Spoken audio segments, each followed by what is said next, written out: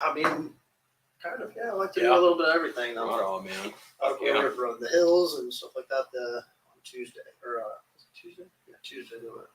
Rode the hills. Where is that? Bakersfield area? We were going to go there, and we ended up, I can't even remember where we ended up. Okay. I don't even remember the town. It was in a little town out in the middle of nowhere, but it had some sick jumps on it. There you go. Yeah, it was fun. Always looking for that shit. It was a good time. Cool, It was man. a good little offset from being on tour, getting off. Always riding ramps and always riding the same. Yeah. Like just a break from the norm type shit. Yeah, I should get out and just actually ride and kind of ride the ridges a little bit and do stuff like that. It was really fun. Get back to your roots a little bit, huh? Get back to why I like riding. Exactly. That's why I started doing all this stuff. Different ball game when you start doing it like that. Oh yeah, definitely. So, well, shit, man. For those that don't know, Scotty Scrub Miller. Yes, is that what it is? Scotty Scrub Miller is our guest tonight. And of course, the homeboy Joe, always cruising over. Joe likes to kick it with cool people just like I do, man. Sir. So especially this one right here. Yeah, I was excited for this one, man. I was excited for this one, dude. You and I chopped it up a little bit over at we kind of linked up over at Neptune's. Yeah, Neptune's Net on you guys were coming up from a ride or something. You guys were coming from San Diego or something. Yeah, we did Supercross in San Diego. We were there watching that. And, okay. I think they linked up with. Didn't you guys link up with Westside Moto that day too, or something? Yeah, no, they came down or something. I think that was their ride or their meet. Right. And that's kind of how I stumbled on you. Brennan kind of introduced me to everyone down here. I don't really know too many people in the Harley scene. I'm just kind of getting into it. Okay. Well, shit, welcome, man. Yeah, thank you. Yeah, welcome, man. It's been awesome. It's been really welcoming and a lot of awesome people. That's good, man. That's good to hear. Good ways. Very good. Every stop I've been at, along the Monster Jam tour has been people coming out and riding with me when we have good weather, of course. But cool. So that's been really awesome too. Well, yeah, no shit. It's dude, California, dude. You're probably getting the worst weather we've had in like the past 10 years, man. I mean, we missed the snow because we were in Oklahoma and Kansas during your kind of like gnarly snowstorm. So we were kind of more central of the country, and it was nice there. It was like 60s and stuff. We were riding Harleys and everything, and then as soon as we started heading back this way, it got gnarly. It was a gnarly drive from Portland. That's where I was last weekend. Was in Portland. Yeah, man.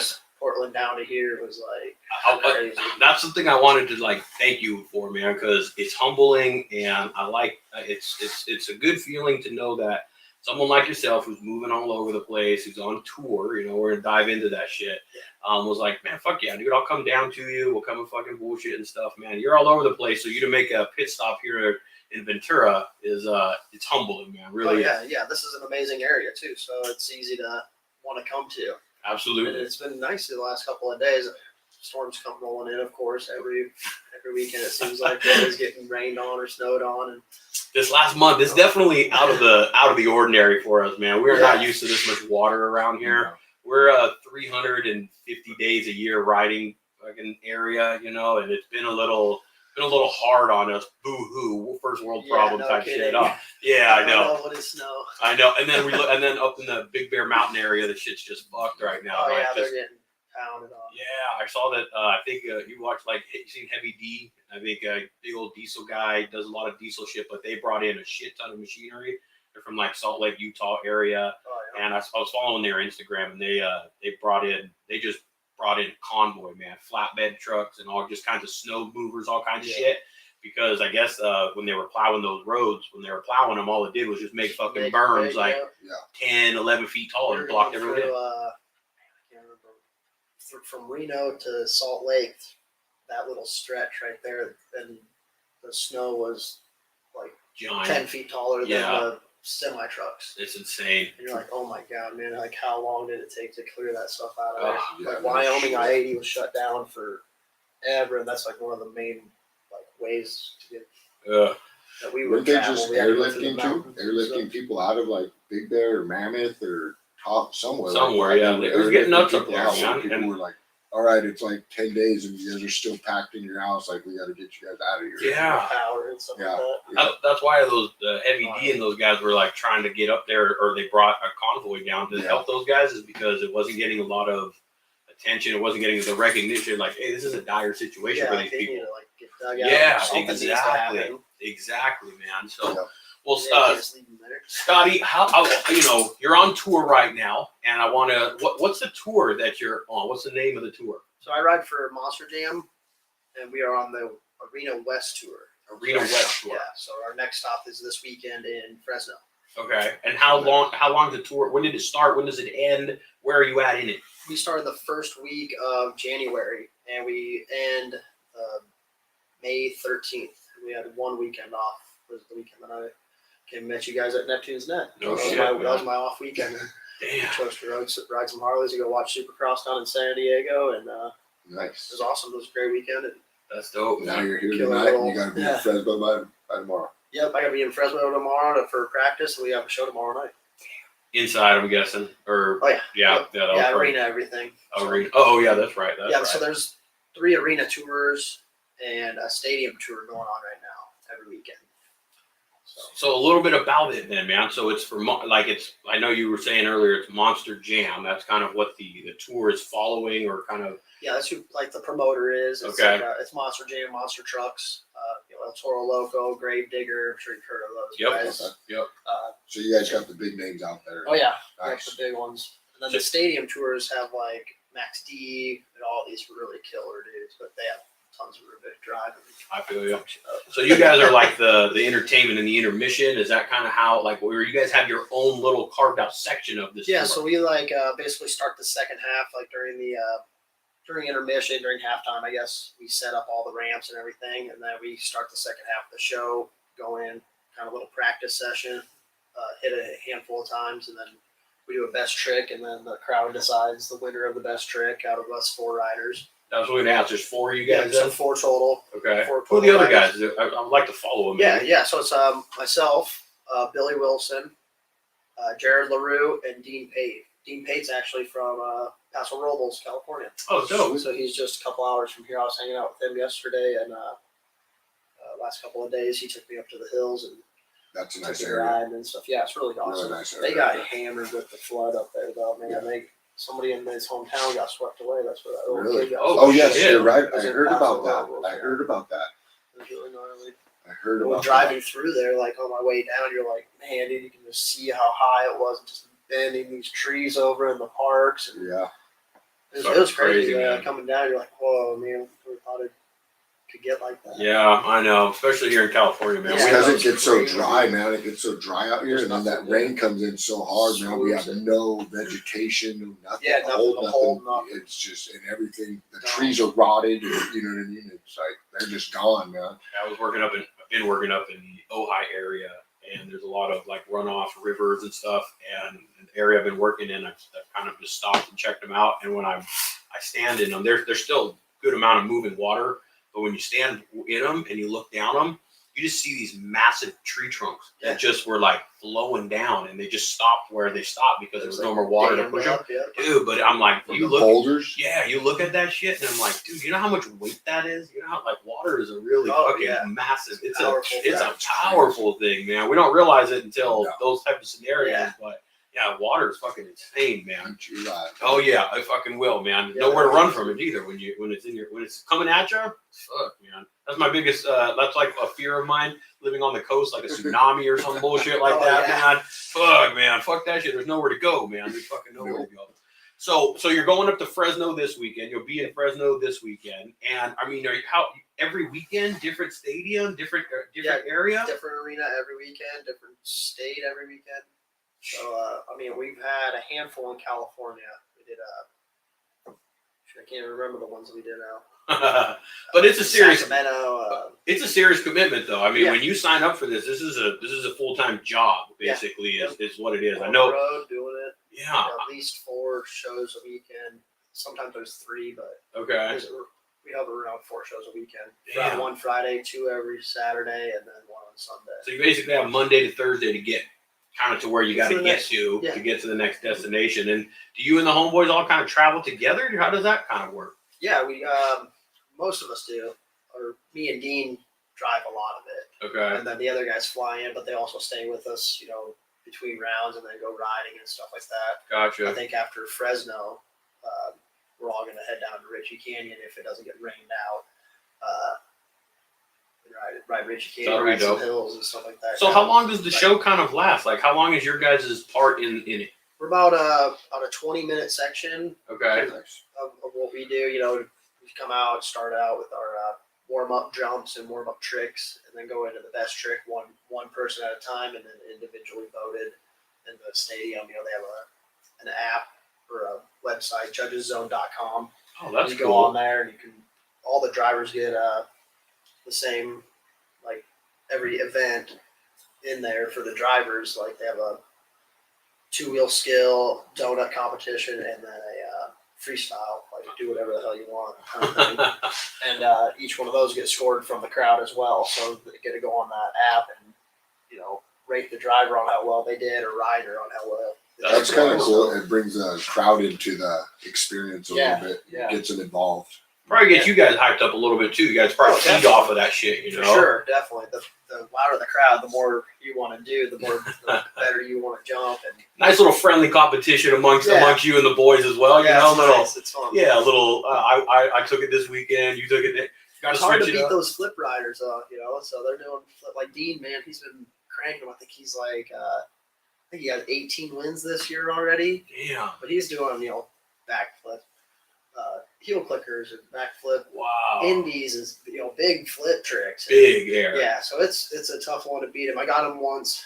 I got him one time. I think he let me have it though. I think he like pulled a cliffhanger out, and I was able to inch him out or something like that. But I got him once this year. So. Are these guys all on Harleys? Sorry, Rick. No. Are these guys all on Harleys? as well? They ride them, but more focused on the. So you're right. You're the only one jumping the Yeah, the only sporty one Harley. Yep.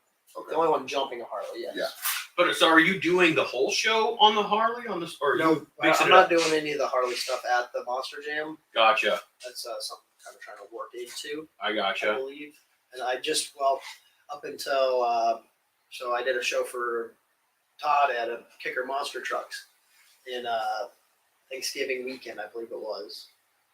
And he let me try the Harley indoors in an arena, because I've never tried it before in an arena. I didn't know if I'd be able to run in, because I have to start so much further away from the ramp to run in. I gotcha. At the full gap that we ride the dirt bikes at, off the same ramp, you know. That's insane, dude. So he let me do that, and I was able to like kind of lock that in a little bit in the arena. I feel you. I think I can start bringing it to the arena. Okay. So how long have you been, on 2 wheels now? Young age? And I've been riding bicycle for a long time. Okay. But as far as dirt bikes, I didn't get my first dirt bike till I was 13. How old are you now, homeboy? 34. 34, okay. So All right, so you've I've been been on bikes for a while. 20 years, you know? You've been, messing on a motorcycle for 20 years, man. Mainly, dirt mainly. Okay. Just jumping into this Harley scene. And was it kind of like at first, when you first got on that dirt bike, it was like, oh, I want to keep going. I want to push it. I want to, like, did it, it bit you right away? Instant. Yeah. Instant spark, instant. Like, was it your, like, homeboys, your dad? Like, or I don't know how so my grandpa actually really got me into it. I really wanted to, always wanted to ride. Kid down the street from me had bikes growing up, and I hang out with him all the time and sit on his bikes in the garage, kind of like this. I'd be over there looking at that thing, sitting on it, tipping the fucker over. Be that little annoying little kid just won't let it go. And finally, we pulled the trigger and got me a bike. I think one of the guys down the road had a bike all torn apart, laying in a box in the corner, and he finally gave it to my grandpa to put back put back together for me, and he did, and built that thing for me and taught me how to work the clutch. I never rode anything but a clutch bike. Oh, okay. So I was never a 50 guy or anything like that. I went straight to a clutch YZ Zinger. That's it, man. That was it. Get thrown into the pool, right? YZ Old Zinger. That's smoker. what I started on. That's dope, man. Do you still have it? I don't. Oh. I didn't know what I had back then. I didn't Yeah. know what I had. That thing is such a jewel, and I would love to have it back. But There's a lot that I wish I could have back, man. Yeah, I wish I could. I wish I wouldn't have sold some of them, but I've said it before. I was younger, man. Like, I couldn't afford to have a second one, you know. Yeah. In order to get another one, I had to Back sell then, it this wasn't one. worth it. Yeah. Yeah. Yes. Isn't it insane how that shit works, man? And now you're like, God, man, if I had Back that thing, then it was they so were a dime a cheap. dozen, dude. You could, Oh, yeah. I mean, nowadays you look, Find them in the no junk lie, pile. man, you look on a dirt bike, a 2-stroke dirt bike, 2002 even, $3,000 or more. Oh yeah. I Or saw more. somebody wanting It's them. like, it's Really? dude, I used to buy them for $1,500, dude, you know, or nothing. Yeah, they think they got gold. Yeah, These and they old do kind of, you know. 45s, they'll steal It's crazy. It's crazy. Yeah, that's insane, man. Everything's gone up. I remember my old man, he had a 64 Impala, he had a 63 Impala. But it was back in the day, man. This was in the early 70s, you know, and shit. He was buying them for $1,000 or something. He was buying them for cheap as shit, Yeah, you know. flipping them and Yeah, he was putting hydros on them and shit, man. And then, you know, he's passed since. But I remember having these conversations with him, even like 2010 or whatever, when the prices of everything just started going up. I'm like, damn. Could you imagine if you knew, if you could see into the future? A couple of them. Yeah. I had a 68 Chanel, and I bought it for $1,600, I think. When I was Yeah. like 16. I sold it for 12 when I was 18, because like you said, you know, I'm money man. I sold it to buy a truck so I could ride dirt bikes. Yeah, needed something awesome. And Pops was like, "You're not borrowing my truck no more. Like, there's enough, you know what I mean? Like, get your own truck." I was like, I ain't got that much money, you know, working Ralph's or, you know, just start construction. Hey, sell it. Do what you got to do. Biggest regret of my life. Yeah, yeah. Because 12,000 then, I mean, it's probably worth 50 now. Oh, you know what I mean? Stupid The money. way Yeah. it was and the way I had it, like, it was pretty clean. So it's like, Old like school always if you cool. could see into the future, Exactly. it'd be like, yeah. you'd do a lot of things different. Never sold anything. Yeah. So you start on a little small kind of just garage, put it back together, pieces together, and yeah, basically a piece of junk. yeah. It was just a thrown away bike out in the corner, and I don't know what my grandpa had to do to get it put back together. Did you help? Did you like want to get your hands dirty on it? Then? Oh yeah, I was ready to go for it. I was every day. He was pretty quick on it though. Oh, that's cool. He didn't mess around. That's good, man. Yeah. He was like doing that when I was like in school or whatnot. I feel you. One day just had it ready to go and was like, there you go. Bam. Start hitting it. Go for it. So you go kind of straight to dirt then. Sounds like you kind of just went straight to the not necessarily track. Where'd you grow up? Like where were you doing this riding at? So I was born and raised in Council Bluffs, Iowa. Believe it or not, I kind of look like I'm belong out here, but yeah. Ain't nothing wrong with that. No, you fit in well. I fit in well. That's easy to get along with everyone. You know, they think I'm just So a native. a native guy. They're like, look at this dude. I'm like, I'm from Iowa. I've never really seen the ocean. Well, it's the best place to see it right around here. Oh yeah, man. it's great. That's what's great about Neptune's Net too. That was right there on the coast, man. It's like perfect. it's beautiful. iconic for that reason. Yeah, man. it's great. Yeah. It's great. You kind of just so you. It sounds more like the West Coast or the style or the California thing was more of like you needed it because your style it seemed like kind of was like my style kind of like fell into it a little bit. I mean, I don't know. I kind of got a little of both, I guess. yeah. I feel a you. little country in me, I guess. Not much. I feel you. Maybe the accent. Yeah, people tell me the same shit. They tell me I have they can hear like Southern. I'm like, I've never been from the South. I'm here from California. So I feel you, man. But also growing up in something like that, though, in that area, I would imagine in a region like that, you got plenty of places to go and just fucking turn the bike on and just go for miles for how, I'd imagine. Yeah. Well, I mean, as long as the crops ain't in, corn and bean, that's the money maker. Yeah. So if you mess their crops up, you're in trouble. But as long as you stay off their stuff and like kind of, there's a lot of woods and stuff like that all over the place, like in the valley where they can't plant, and you just cut trails through there. That's what I kind of grew up riding. I went straight into racing really right after I learned how to ride. I was like immediately wanted to race. I watched all of dirt bike. I went to Spring Creek a lot. My buddies took me up there. Okay. My buddy's family took me up when they went every year to Spring Creek, the national. Was it the adrenaline? Was it the competition? Just everything. I think just being on a bike is amazing and just an awesome thing. No matter what riding it is, I never used to be like that. I was always like really focused on the track and racing and trying to do good. And but then now I'm more like I want to better my riding abilities. I want to be a better all around rider. So I feel you. I can ride the trails. I can ride, and I have an enduro cross win. In the arenas and stuff like that. So, Okay. Nice. So a little bit of a little everything. bit of everything, yeah. Yeah. And now the Harley stuff. That's why I'm like really drawn to. I'm like, yeah, let's try it. Let's give it a go. Well, you're banging on it. Yeah. Two wheels so is far, two wheels, so, man. yeah. Like, I've ridden. I mean, I have think it's a great multiple thing. bikes or multiple Harleys in this case, and one of them goes fast, the other one goes really slow. It's like slow and cruising. So every bike is built a little bit different. Shit, I want one of those Africa Twins, those Hondas, those fucking like enduro bikes. Oh, Those fucking. I want one of those fuckers like to throw in here too. Like Yeah. I want a little bit of Just everything additive, because they're all going to take you different places basically. Oh, for sure. They're that's why there's not just one style of bike. There's different. Yeah, I got styles of a riding. Beta 250 also. Beta 250 RR, the race edition, their Shit. woods bike, and man, it's awesome. I always enjoyed woods riding, but I always rode it with like my motocross bike, and it was kind of tough and kind of sucked. Yeah. Because it's just not meant for The it. gearing's a little And different. the gearing and the stuff. suspension is like Yeah. so tough compared to what you need. Like a nice plush setup for the woods, and just boom, to bop over those logs without going over the freaking handlebars all the damn time. Yeah. But that woods bike definitely made me like want to ride in the woods more. Now I'm like really drawn to it, and I actually freestyled the woods bike like the day I got it. I jumped it on the ramp, was doing seat grabs on the woods bike on my page. I got some beta shots and it's doing a double grab in my hometown. Where you can see like all the trees in the background. There's trees That's everywhere good, in my man. hometown, So so.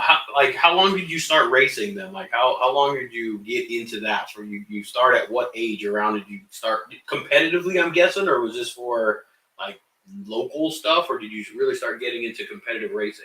I just got into like more of a like the local scene right out of the gate, and rode just local tracks and raced local races. But I moved, man, I excelled really quick. I just really loved it. I go out in the backyard and just do figure eights. Consumed you. And then I met Mike and Brandy. They're basically my parents now. They kind of like took me in because I was kind of like from a broken home and stuff like that. And they had a track in their backyard and they were racing every weekend. I met them at the races.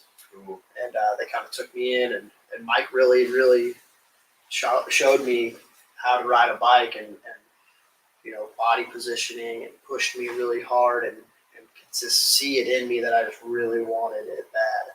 It's good to have someone like that in your corner because sometimes you need to push. Yeah, You you know? kind of don't know what you're doing, really. I mean, I was young. I didn't know really what I was doing. I just loved to ride. I just knew I just loved to ride. That's what you want. Yeah. He just kind of like could see that, and he loved it also. He loves riding. He still, to this day, helps me with everything, like all my Harley mods or anything I need done on my bike. Like I got my show bike this year. It came in a crate, and me and him put it together in the shop together, just like we used to back in the day. That's the way to do it. And it was man. awesome, Yeah. man. So it's still kind of like that. It's kind of like this father-son thing but we're not really I feel father-son, but we have this crazy connection. Yeah, like that. yeah, and I'm sure it does just as much as it does for you. Broken home, whatever it may be, just as much as it does for you. The connection, the vibe that you have with him, and the learning from him. I'm sure it does something just for him to go, fuck yeah, man. I not in a boastful way, but just I'm glad. I'm sure he's glad he was able to teach you and He show loves you it. that type of shit. Yeah, they like all the stuff that they've done. It's just got me to the point that I'm at right now. So, and where are they? Are they back in? Back in Iowa. Iowa. Yep, like Okay. all my ramps are sitting out on their property and stuff like that. And I ride out there. Back in the day, they had a track out there.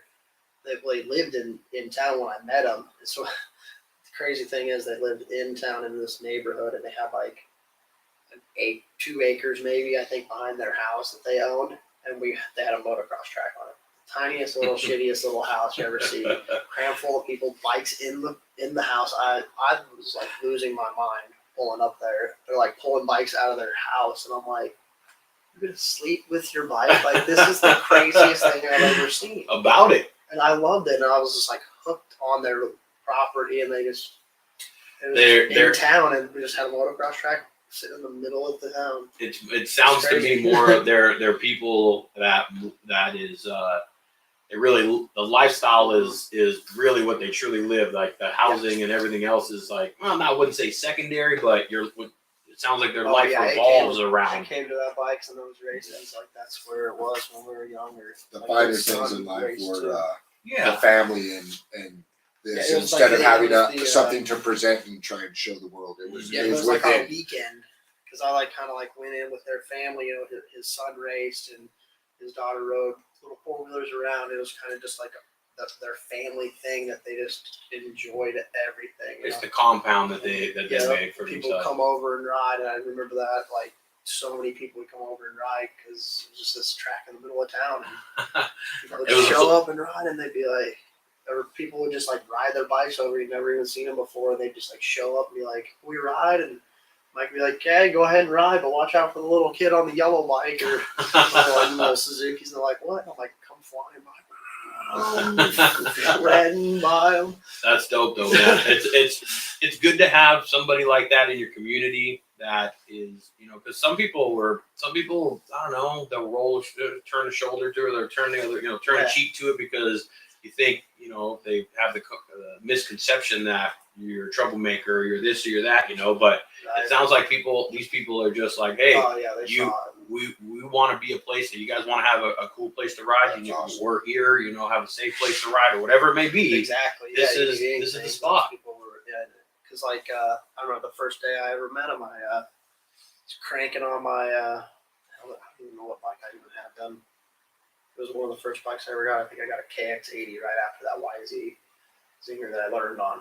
They got me a KX80 and I started riding that. I met them, went to their house for the first time and blew that bike up. I rode so much, I blew the bike up.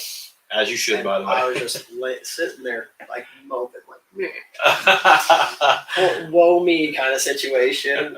And the next thing I know, he's pulling out this YZ 125 out of the garage, out of the house, just pulling it out of the house.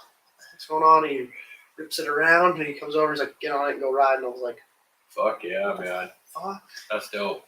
And he hung onto the thing. I could barely touch the pegs, and and I rode that thing the rest of the day. That's awesome. Man. Yeah, that was like kind of the start of it. Kept like, well, all right, I'm gonna ride. Yeah, fuck yeah, Don't man. tell me to ride a bike. That's the type of people that I like to hear. I like to know that there's still people out there that are like that, you know, because they're some of the amazing people in my life. Sometimes the scene gets a little too not watered down, but it gets too focused on you know, cliquish. Material. You know, worried about presentation or winning. Exactly, winning's like a big one. Yeah, of course. You know, people get into it where they're like, we have to win, and then it makes it not fun. Mm-hmm. That's when you need to go out, like you said, to hit the back roads and out to the mountains or something, and find those routes of why you're doing it. You know, and find that fun and why you're doing it again. Yeah, just do it because you like to do it. Not because you're forced to do it. Like a lot of these racers nowadays, I think are like that. Like if they had to ride outside of racing, they would choose not to. Right. They would choose to go do golf. I agree 100%. Like that. They're like, fuck that. I don't want that. But that's not what I want in my life.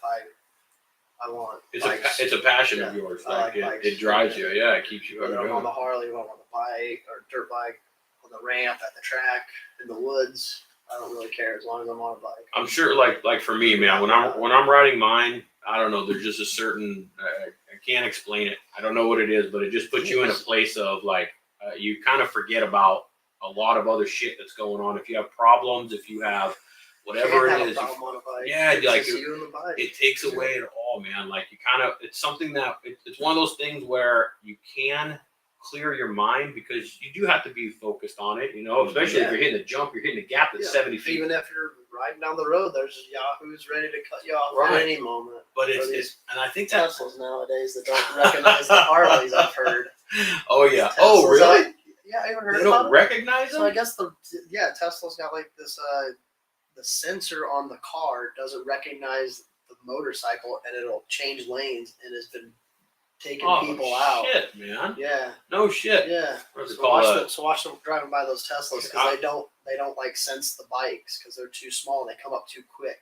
So like a car coming up on you and it can register the size Makes of the sense. car. You're like coming up Yeah. super quick, and especially if they're doing 55 and you're doing 100, Yeah, that that's thing true. ain't gonna read you, Yeah. and it'll just pull out right in front of you. But I got Elon Musk's number. I'll go ahead and text him. I'll Yeah, give him he needs to start I'll hit him up and go, hey, Elon, can we Why do don't you something put about this? anything on Yeah. We need bike to situation. yeah, just send the software download to this shit really quick, Yeah, and it's we'll just- get it situated. I always have a bad feeling about those self-driving cars now.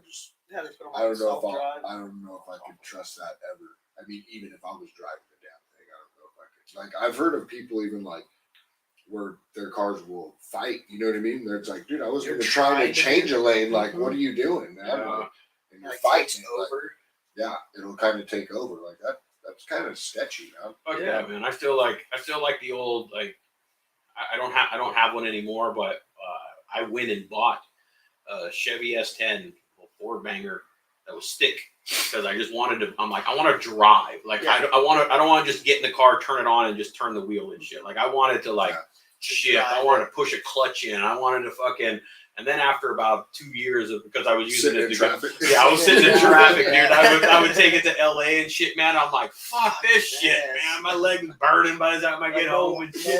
Yeah. Left leg's bigger than the right. Yeah, but I mean, it's that feeling right there. You know, when you're on a bike, it's the same. It's similar sense. That's why when you were saying earlier that never rode anything without a clutch and that type of shit, because when you're on a motorcycle, it takes your left hand, your right hand, your left foot, your right foot.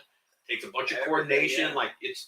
I think that's why when we get on that's the feeling because that's why you can forget about everything because you You're really so do have to be focused on focused. everything in front of you. You got to be focused on what you're doing. Now, as experience goes, you know, you kind of get more in tune with that. I wouldn't say you get lax, but you definitely know you get into the zone a little bit more. Yeah. But that's what I think it is about riding for me, man, is that I'm in with it and I have to. I don't have to, but I definitely take my mind off of it. If I got into something with my old lady or my kids were screaming at me or whatever, the kids were being rough or it was a shitty day at work. Bad day, go ride. Whatever, man. Like if you get on that thing, then it's like you're just one with the bike and the road, and Yeah, it, You can get to let some stuff. frustration out. You know, you see a couple corners, you're like, Yep.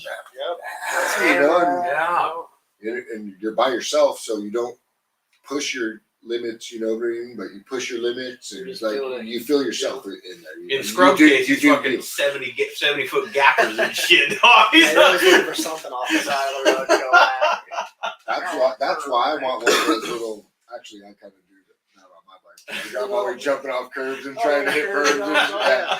Yep. Like you guys got those washouts, you know, like the road like these down for the water, and then like kind of humps up in the intersection and Yeah. stuff. And those are sick. You're looking at those every single time.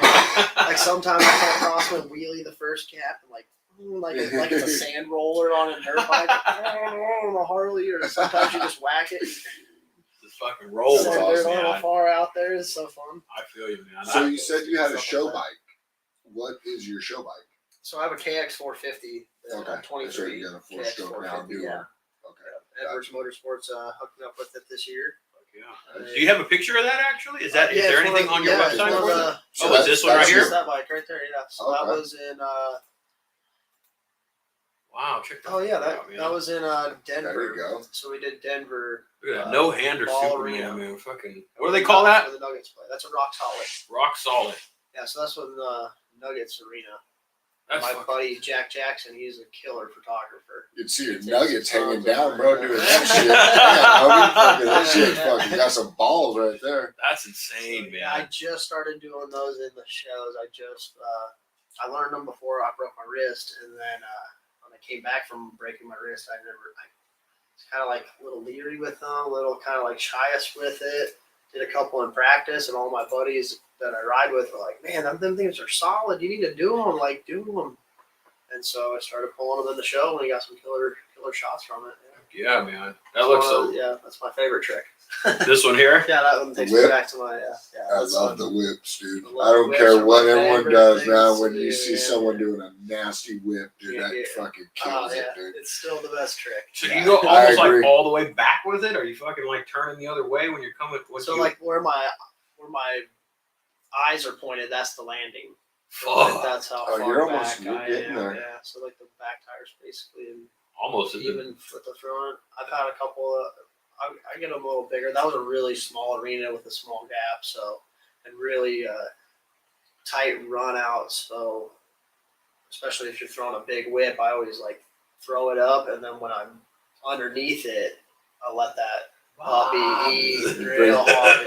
Yeah, bring that back tire back around. But when you land, that tire's moving faster than shit, and you explode out of the lander. Oh shit! Like right when you land, you're like, oh, when you explode out of it, and there's a wall right there, and that's the same stadium I already wrecked into that wall. Fuck. Because of that. I can totally understand why you'd be a little apprehensive like, of. Yeah. Throw it super huge Oh, yet. so That's me and the very big. Is that what you were saying when you hit a wall? Yeah, so I was telling you earlier when I hit the wall, that was in that stadium. A year and a half ago. About we did a show there, and it was during the train, and the guy in front of me kind of like, it's super tight stopping area. When he jammed on the brakes, he killed the motor and stalled it in front of me, and I rear-ended him and flipped over the handlebars right into the. Not cutting you off. No, goodness. Get one of those Harley. Look at this shit, man. This is the picture I was just fucking like. I was just looking at it going, fuck, dude, you're like this. The dude down on the bottom, is that one of your boys, or who's that down on the bottom just looking at you going, fuck? Yeah, that was one of the riders that was there that weekend. That was in what was that? North Platte Valley Cruisers. Wow. I did a show for them. I just talked to them recently. They're to have me back for their car show. They have so it's like their Old Town area. Oh, dope. And they shut that whole town down, and it's just cars, like old cars, different cars. They have like a pinup girl contest, cool. All sorts of stuff. And then we were there doing this year, and I think we're gonna be back doing some more, maybe some even That'll be cool. some bigger Harley stunts, a little more. So I mean, the dirt bikes, I totally get it. You get into dirt bikes, you get into racing, and then I think usually the evolution of that shit is a little bit of, you start jumping dirt bikes. You start, you hitting whoop-dees, you're hitting racetrack, you're hitting that, and then you're looking for more, so you start jumping up, and that seems like a natural evolution with dirt bikes, and motocross. But where does one decide? I think I want to fucking jump a Harley. Like, where does that kick off?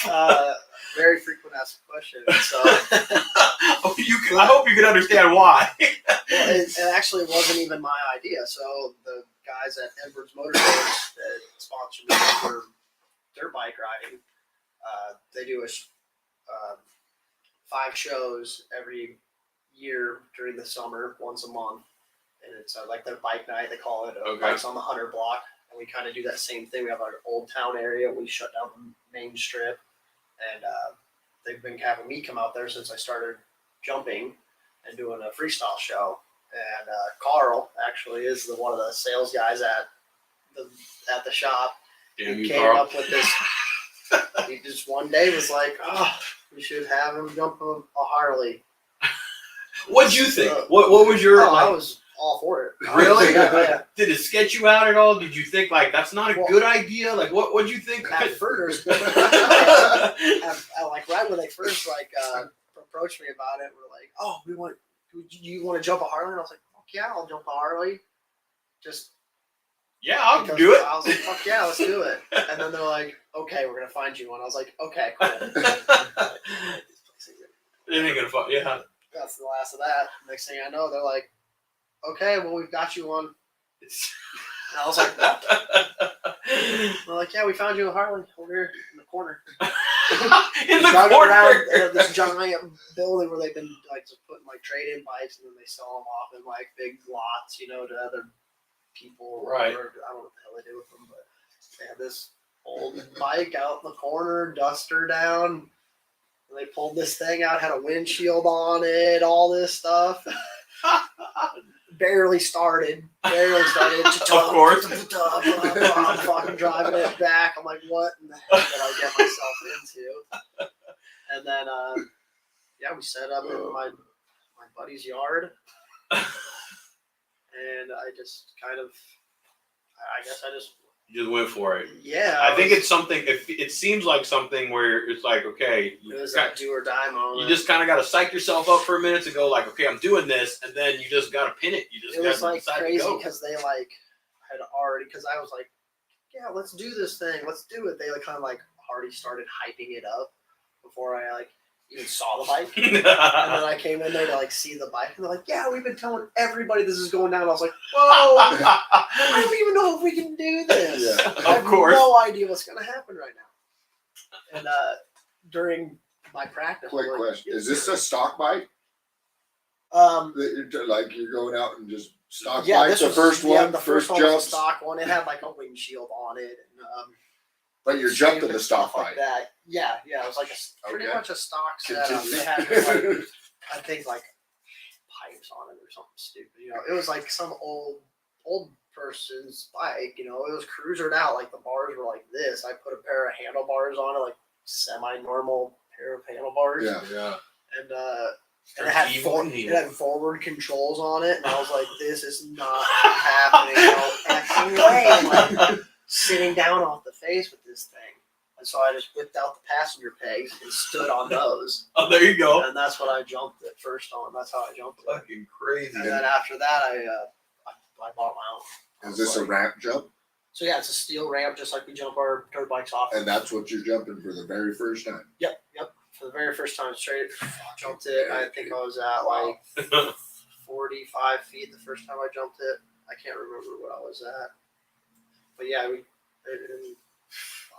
but I remember like they like made this big deal about it, and I was like, okay, I'm gonna try it tonight. You know, poked to Carl because it was his idea. I'm like, okay, I want to go for it tonight. Come on out and check it out. Damn it, Carl. Come out and Yeah. see what the fuck happens, because either I'm not gonna do it, or I'm gonna make it, or I'm gonna crash. Now, Three things going I mean, I'm looking. I was looking at this Fucking picture props to you, here. bro. Yeah, dude. Fucking. I mean, Mad Yeah, props. so that's the fucking- bike that I ride now. The balls the size of an elephant, man. Because you fucking. I'm not gonna. But that's basically a stock Harley too. You know, stock just a stock coilover spring. I did a 15-inch tall one when I jumped it there, just to get a little more clearance height on it and thing. And I chain driven it, but that's about. so from the very first time you It's jumped just the a thing stock to bike. now, how long have you been jumping a Harley now? That last year was my first year. jumping a Last year. Harley. Okay. That's how. By the way, that's how Got Brendan it. introduced me. He goes, "Yeah, this guy fucking jumped a Harley," and I was like, "What the fuck?" I was like, yeah, "What?" that's the like because some people have. I mean, it's gotten pretty good views on the videos that I've Imagine. put on it. But Is there a video so of there's a you video of me jumping doing on here? jumping. me Yeah, see if I I got a can few find of it them here. Oh, right here's one there. here. Yep, I think that's the double grab shot. So that's the main ramp, and that's the Harley ramp that I was jumping it off of. Oh, Now I yeah. take it off that main ramp. So you're landing it. You're obviously you're So yeah, we ride airbags now. okay, And they're just easier set up, easier tear down. and I'm sure that also because the Harley suspension is probably not very forgiving. Definitely not as forgiving it's as a super motocross. violent on the I'd imagine. on the face. It's super Yeah. violent. I On don't the even, face of the jump. Worse Yeah. than the landing. Yeah. Oh yeah. Yeah. Way worse. So Yeah, I because might that thing come up- you're probably just- preloads like a motherfucker. You're just and getting then all the G's Yeah, and the the belly floors. of the ramp is like really sharp, and you don't realize it on a dirt bike because you have Good a suspension. foot and a half of travel. Yep. When you only have 4 inches of travel, like that thing has, like Let's see. the I wanna belly watch of it is like, and the ramp that I was hitting there, the belly wasn't as aggressive as the belly that I Just another one. ride now. So that's a single grab one. Yeah. I was jumping over a Corvette that. Switch feet. Look at that shit, I man. jumped it over a semi too, just the front half of the semi. Look at that. This is the land. Oh, you missed the landing. But I would imagine, like, definitely you would need something like the airbag one that you're talking about, the airbag landing, especially on a Harley. For God's sakes, man, there's no travel. There's nothing on that thing. So Yeah, if there's you not landed on much. anything hard, I mean, shit. Props to Rough Evil one. Knievel when he did that shit, man, because that fucker was just hard landing. He was just fucking straight up Oh yeah. bouncing like you'd fly, and you got a whole whopping 4 inches of travel. You are landing hard. Yeah, man. hang on and hope.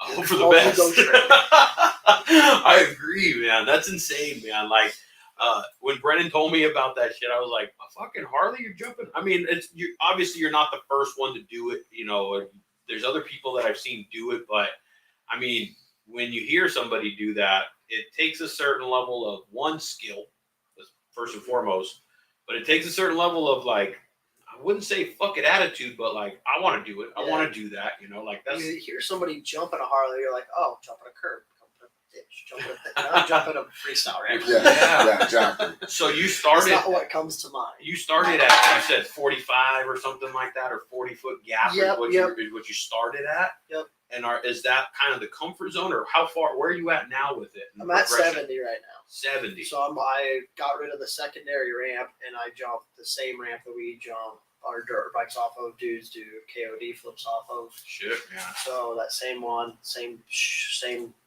show setup that we can run now. So to get a 70-foot gap, you obviously need to come in at a certain speed. How fast you coming in on that ramp? On my bike, so I turn in at about 100 or I don't measure it out. I just go whatever I think. This seems about right. Scientific. It's probably pretty natural for you and more of a like, feeling and everything now. You know, but about so I come in and everything she's gotten first, and then probably about 60 feet before the ramp, maybe 50 feet before the ramp, grab second. And once you grab that second gear, the trigger's pulled. You're already committed. You're committed, but you're 50 feet before you go to the face of the jump, and it's buried everything she's got on that 70 foot. And everything she's got in second gear. in second. So you're probably doing bombing about. You're first, probably doing and then 60. You grab second and bang it up the face. Yeah. So probably 50 miles an hour. Yeah. I took the speed on it. I don't want to know. It's all feel for you then. It's all on feel. It's all feel. It's gotta be. See, I rode quad. My buddies had dirt bikes, but I did mostly just like trail riding, hit up Gorman, hit up some of these, I went to Pismo out in the dunes and shit like that. I never really, I hit a couple of jumps, but nothing like that at all, and that was something that I always like, I guess, because I never did it. I wondered, like, and watching motocross guys, and these guys just fucking go and hit 100-foot fucking gap and shit. I'm like, how do you know, like, how to time it? It's just, I guess it's just experience. It's just fucking feel, It's like us riding through the canyons, downshifting. And, right where to downshift to bang. People say, what gear were you in on that? I don't know. I was just going off with downshifting. the motor. Yeah. Motor screaming. I'm sure people ask you, like, what are you revving at, or what speed are you doing when you wheelie? Yeah. I don't know. I'm not looking at that. Yeah, you know what I mean? You're not like focused on that. You're just feeling the bike and the this is what sound it's and supposed to everything. do. Yeah, exactly. And you probably know, like, I'm not in the right. The other As soon as you dump the clutch or whatever, you can feel it. Like you're like, oh, no, I'm wrong gear, wrong speed. Crazy good. So do you traveling with these bikes? You trailering them like with you, or do they meet you at the arena? How does that kind of work? I put everything in the back of my van. So I have a extended Chevy van with a high top roof on it. Okay. And I put 3 bikes in the back of it. I have my show bike and then my 19 Cowie 450 that I just ride out in the hills or go to the track if I go to the track and stuff like that. That's kind of what I do. So it's nice to have them with you, like you're saying. I put the Harley in there as well. So when you're out and about, you have them ready to go, whip them out. I have all of them with me right now. That's dope. That's awesome. I have everything in there, and then I have like a living quarters in the van as well. So I have like a bed, microwave. That's pretty TV, dope. I'm gonna have to go check it out before you take off, man. Yeah, it's all set up. Shit like that. I'm sure you've met him through Brennan or Kellen. Kellen has that big old Sprinter van and stuff as well, and I go meet him every once in a while. See him. He drives that thing everywhere. Everywhere. Everywhere. Van life is the best life. Dude. I've always wanted one, man. I ain't gonna lie. I've always wanted like a dirt bike van or There something. you go. Yeah, man. So wherever you can land, kind of, man. Yeah. Kind of. I know it's a running joke with my buddies back in Iowa. Like, say my address is 210 wherever I'm parked. That's about right, isn't it? 210. They're like, oh, where are you at? I'm like, 210 wherever I'm parked. I like that, man. But there's also a freedom to that too, There's also you'll be able to, go and just check everything out and do stuff like this. Like, there's no way I'd be able to do this if I was stuck at some. You're flying, flying like some of the other guys like want to live this rock star lifestyle and fly to the rounds and stuff like that. And I'd rather drive to the rounds. I'd rather take my Harley with me and then ride it to the hotel rather than come down here and ride with you guys. I'm sure you get a lot of people that will look at it and go, man, you live the fucking life, man. But I'm sure it's also a grind. I'm sure it's also, it's a grind for you to, I mean, not only is it a grind to be able to, I was talking to you a day or two ago, you're like, I'm fucking in Portland right now. And I'm like, fuck, you're all the way in Portland? Yep, coming down, man. So, I mean, it's a job, is what it is. I know it's fun on paper or on the screen, I still love every minute of what I do. Yeah, absolutely. So, like, sometimes the driving gets a little like, oh man, I'm kind of over this, but then you get there and you're like, well, forgot about the drive. Whatever about the drive. Yeah. There's only a couple of really bad drives. A lot of them are.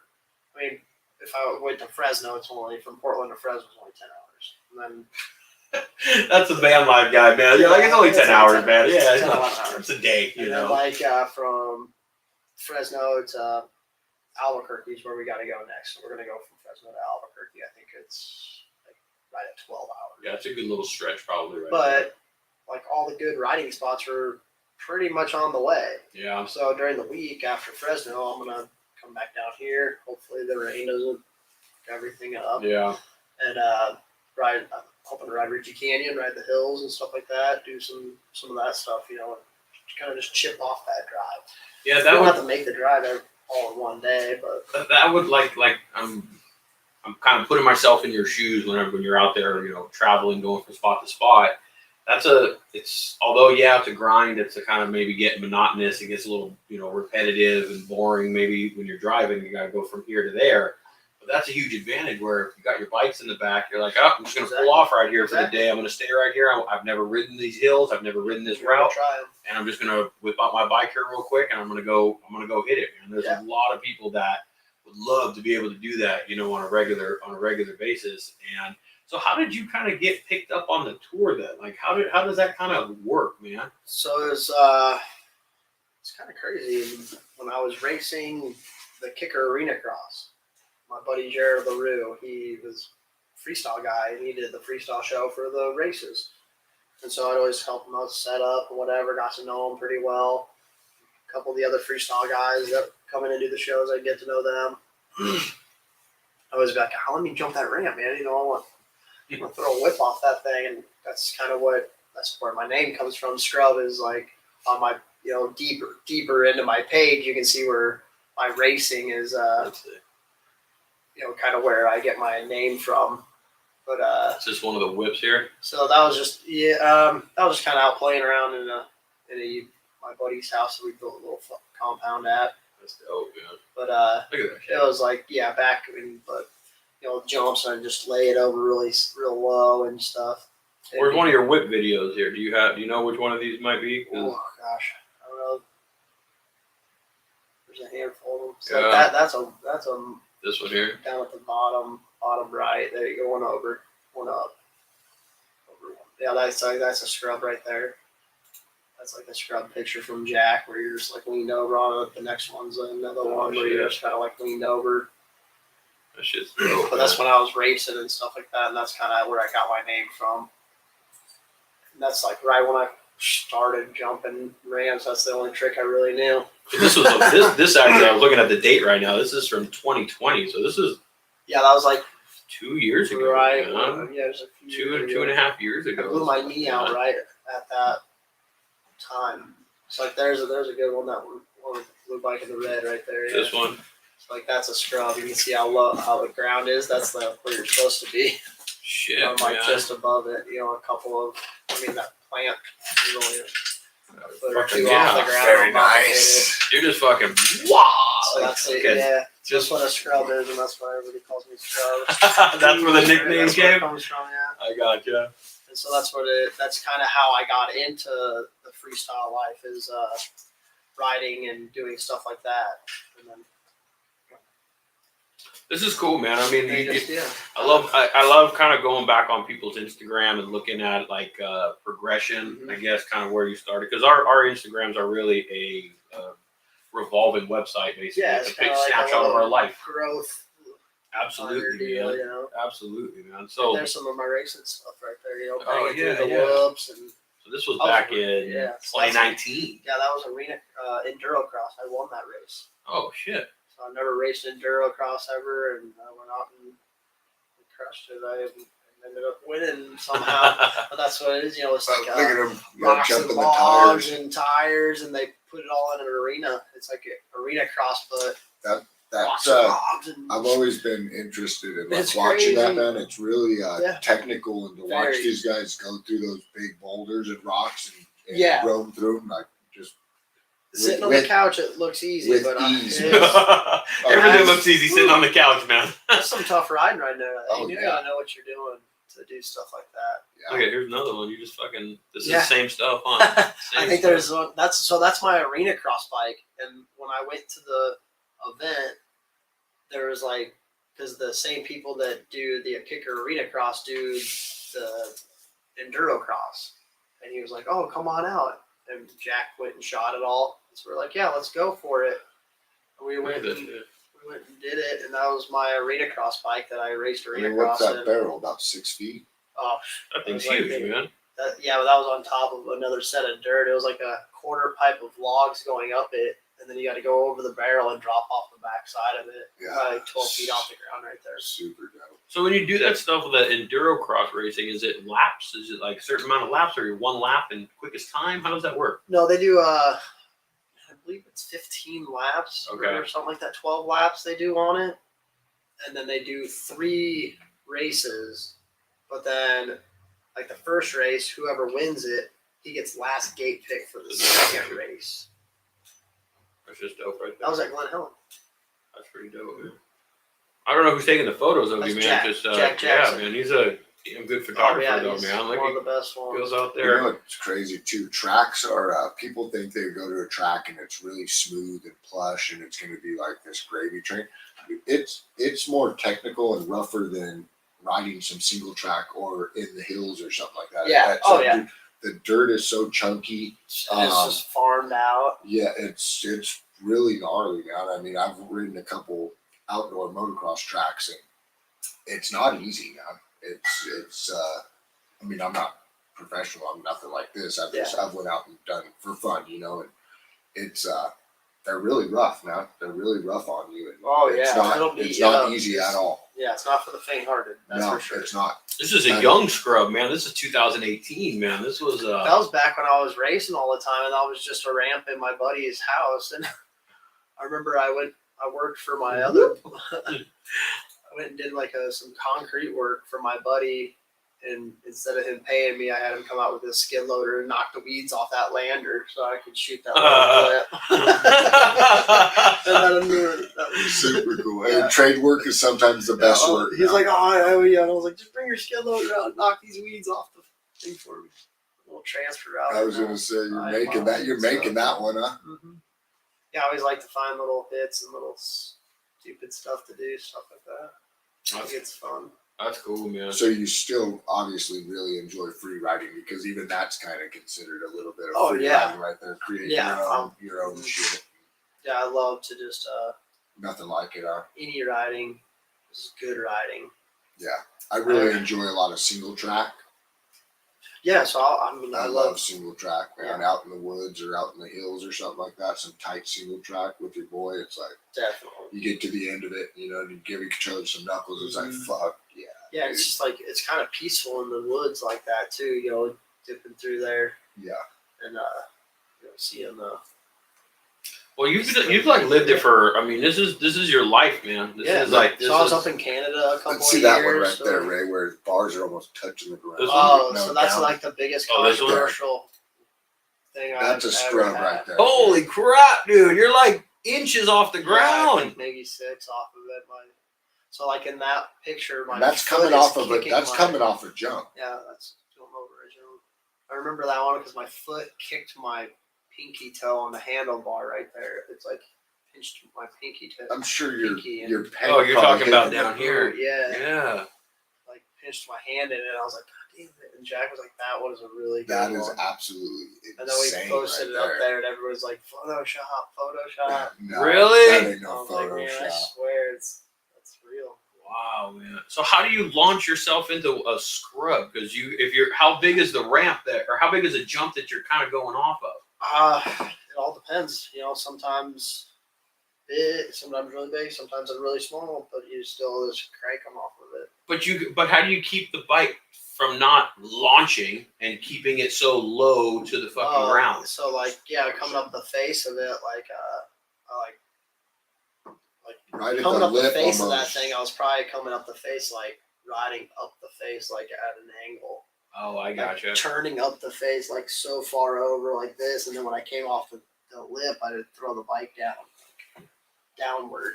And then how far down does the fucking jump on the other end go? The landing is just past that, and I straighten out just right when I come in.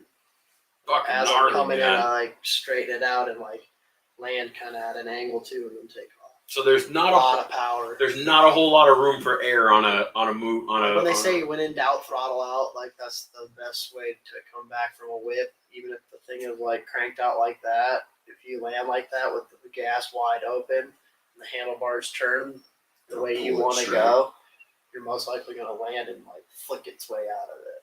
That's insane. Because if you're not on the throttle, you're gonna fucking high side. That's when you high side. Yeah. So momentum wants to go straight. Always Wants to go straight. I feel you. So there's always lay it on the fucking gas. Yeah, there's we all know the risk. We know the risk that we kind of take when we throw our leg over this bike. You obviously are adding an extra little element to it with some of the stuff that you do. I can imagine. I heard you saying broken wrist and other things and other crashes. I mean, what's kind of maybe the worst one that you kind of experienced where you're like, fuck, that one sucks? I'm sure there's been a lot, unfortunately. Been a lot of them, but I broke both my legs twice, so that was probably the worst one. Damn. Did it.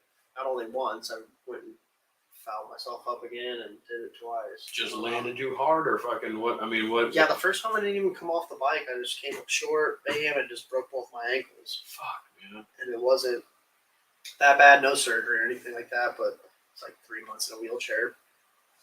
Not that bad. Roll around, nothing. It wasn't, but the second time, that one was really bad. I ejected off the face of the jump, got pushed wide in the start. It all came around, and we came around and up the face of the jump, and the dude hit me like that, and I flew off of it. And when I landed, I flew off the second one and looped it out off the second jump and landed into the dirt with my feet. Gosh. And it just snapped everything from my knees down. That Fuck, one was gosh. Handful of surgeries on that one to get it back. And so, you have something that bad, and I guess that's a little bit of a testament to what a motorcycle does for an individual. Because you would think, I mean, I don't want to say a normal sane person, but most people are going to probably have something like that happen to them once and go, okay, I'm fucking done. I'm not doing that again. You hear of so many stories where, husbands or boyfriends or whatever, they get into a crash, one little thing, and then they're like, I'm selling it. I got rid of it. I heard. Yeah, but I mean, how many times people in a car wreck still drive a car? Yeah, that's true. So, yeah. But I mean, anything can happen at any time. That's absolute truth. But I mean, in your case, it's a little bit more. Yeah, you might put yourself a little more prone to it, but it's better to live that way than to. I feel you, man. Worried about. It's good advice because I'm asking because there's some people that are, they don't buy a bike or they never because of the risk and this and because that. of what happened to somebody else. Yeah, that doesn't mean it's gonna happen. Yeah, and if it does, it does, it kind of. But you're right. You can you can get in a car. You can go walking down the street and get hit by a car. You can fucking whatever. It's true as hell, man. Yeah. I mean, it could happen at work. Step off the thing, break your ankle on the curb, walking. Yep. The dog. Yeah. I mean, just so many things are unpredictable. So why not enjoy it? Yeah, enjoy it. Yeah, absolutely. Just enjoy the ride and take advantage of opportunities like this. This is an opportunity that we had to do, and we're going to take advantage of it. We're going to do it. Yep. Damn good advice. Just like any ride, you're like, man, I'm going to take advantage of that ride. I'm going to go and have a good time. Like you're doing out there on the road, man. You're like, oh, I'm here. I'm going to take advantage of being in this spot with my bikes. I'm going to get out and go ride that shit. Yeah, I enjoy coming to all the any event that's going on. I enjoy just the atmosphere and the things, the people you meet, and the things you could potentially be doing. Like, sitting on the couch, you'll always be sitting on the couch. Yeah, I feel that, man. Yeah, and the places that it's taking you, the people that you're meeting, the things that you're seeing, awesome relations. you know, it's a really good thing. So, how do you, like? I know you know, boys with Brennan, friends with Brennan. Yeah. So obviously you're jumping the damn Harley now. But I'd imagine I saw this great plate on there. I saw some other stuff on there. We're starting to stunt them and like wheelie them, do a couple other things. So like that's the game plan. When I never really thought I'd be a Harley guy ever, but here I am, Harley guy. But I basically got a Harley, went straight into jumping it. Didn't even think about stunning it. I didn't even really know what Harley stunts were. I've seen them before, but never really kind of paid attention to it, really, never focused on it. And then started jumping it and started meeting people, and then I was like, wow, this Harley stunting is kind of a... It's a thing now. It's definitely a thing, and and I want to... I'm planning on bringing it into my freestyle thing and making it one giant show. That'll be cool, man. That'll be really cool. Dropping, dirt bike going. It'd be Harley jumping. I'm sure, because some of it, like for us, we being that we are in Southern California, we get maybe sometimes desensitized to it because it's around us all the time. It's a never-ending thing, and where you guys are, you get a ride in January. Yeah, but you're going on tour in Fresno and maybe some other places up in Portland and these other places where maybe it's not it's the exposure of a Harley doing a fucking wheelie or doing a crazy ass donut or whatever it may be isn't fucking there. Yeah, it's like where I'm from. Like I've basically brought the Harley stunt scene more towards my area and stuff like that. Nobody was really doing that. They go out and so of course Cross Rocket, Sport Life, shit like that, ride their dirt bikes on the streets and do wheelies, but like as far as the Harley stunt stuff is going, we kind of brought that to it. It wasn't around there. You don't really if you've never seen a Harley do a wheelie and burnouts, burnout maybe here and there, but if you see a Harley at 12 o'clock straight, and you've never seen that before, it's a pretty amazing thing. Yeah. You know what I mean? Yeah, even it actually is, man, because they're not made to do that. Yeah, they're meant to cruise. Yeah, you always think of the Harley guys like off of the episode of South Park. I know what you're talking about. No, you're absolutely right, man. Who can be the loudest? And that's what they're known for. But now it's kind of being turned into more of like a art form, I guess you'd call it. Yeah. Because it's. Is it a it's pretty gnarly. Was it a Harley is not an easy thing. So that was going to be like what I was going to segue into is coming from dirt bikes and motocross and stuff. I get it. Pop a clutch, bang the front wheel up, do shit like that. I understand the feeling of it, but this is a 500-pound bike. It's a big, heavy monster. Yeah, the weight is like proportion different. It's not centered like it is on a dirt bike, and like all the weight's on the front end. So getting that thing to come bring up is it's like a finesse deal, right? You don't want to break the tire loose, but you also don't want it to hook up too much and flip your ass over backwards. So brake control, throttle control, clutch control is all like a really big thing. So was there a big learning curve? I mean, I'm still in the learning curve, really, on the wheelies, on the stuff like that. Well, I saw the scrape plate, so I'm assuming you're getting back to that point. Right on that right now. Okay. So my setup, I didn't know anything about setup either. So my setup was really, really off too. So I had really high rear end, really low front end. It was just like ass backwards, basically. Gotcha. I had no idea what I was doing. All I was focused on was jumping it. What could I do to jump it the fastest? Because I basically sold the show before you even did it. So I was like, oh my God, I gotta jump it. And kind of like was more focused on jumping it than wheeling or stunting and stuff like that at the time. And go ahead. Just like threw these parts on there and jumped it. Just raised the rear end up and went for it, kind of thing. And then they're like, "Oh, it's a wheelie thing," and I'm like, talking about wheeling it, and you're like trying to wheelie this thing that like it's kind of like. Yeah. Like chopper's more like this. I'm sitting like this The more now. rake Like, position, and yeah. getting it back here is like a whole thing. And then when you're up there, it's like teeter-tottery and everything. So I'm starting to get the setup a lot better. And, I got a lot of great people helping me with that setup, like Progressive Suspension. Oh, They're dope. going to be hooking me up with some suspension here in There you the go. next few weeks after Daytona's over with. Okay. Getting some better stuff going on that. That'll help. That's Yeah, what I- that'll help all around. I believe it'll be good. But that's like the hard thing is that I need that one bike to do so many things. I want it to ride comfy down the road when I'm just cruising it, but I also want to crank it into a wheelie. But I also want to jump the shit out of it. You know what? So, I think the Progressive will be a good state because you have a lot of adjustments. Yeah, like a lot of, and they're on the fly. yeah, so I So think you it'll should be be good. pretty You can good. like break it down for what you need here, bust it up when you need to jump it, kind of thing. Yeah. So So I'm trying to bring all that into one giant show. where, like, I know you want to bring the stunt thing into the arena with you guys, kind of do something like that. But where are you kind of in your progression with the stunting? I mean, like, are you feel a lot more comfortable with it, or Oh, yeah. yeah? Yeah, How I'm long getting a have you lot been better with it. wheeling the thing and like? Just I mean, I haven't really hardly wheelied it. I jumped it a bunch. So when I did it this year, I jumped the Harley, and then a month and a half later, I did the Firewall world record. And so I went straight from jumping the Harley to focusing on how to smash through firewalls on the Harley. The Firewall world Yeah. record. Explain this a little bit. Where we set up 15 walls, wooden boards, and lit them on fire and smashed through all. You just of them. fucking Yeah, ride. I got I need to see this. I I need to see this. Clip on there. Let me see. Oh, is Yeah, this so, is like, it this there's one? that's like kind of like practice. Oh yeah, that's it. Yeah, right there. That's the event. That was the.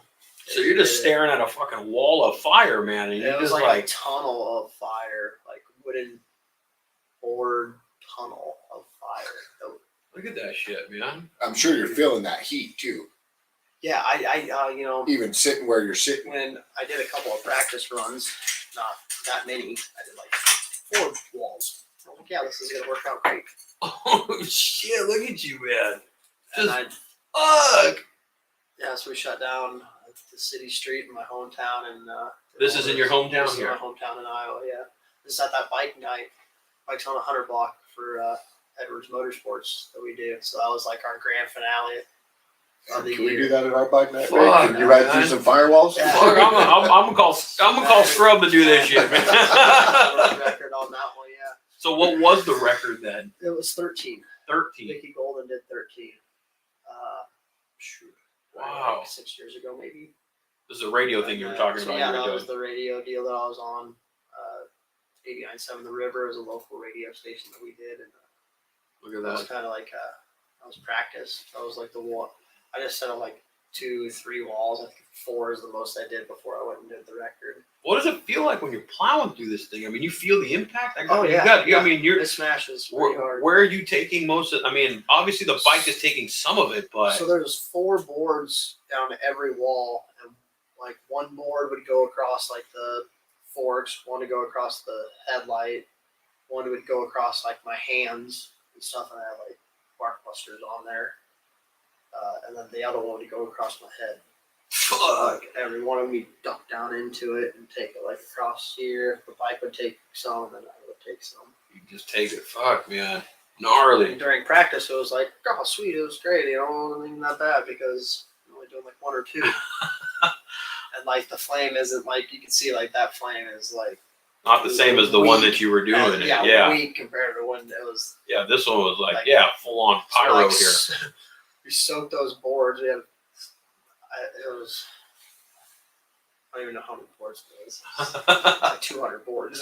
Jeez. We had them all man. soaked. I got these tarps. We laid these tarps down and put all the boards in them. And we got like 10 gallons of kerosene and Soak the doused shit out them of in there and wrapped it up in these tarps for days, and then open back up, put more on there, wrap them back up, and soaking them in this kerosene for days before we went there.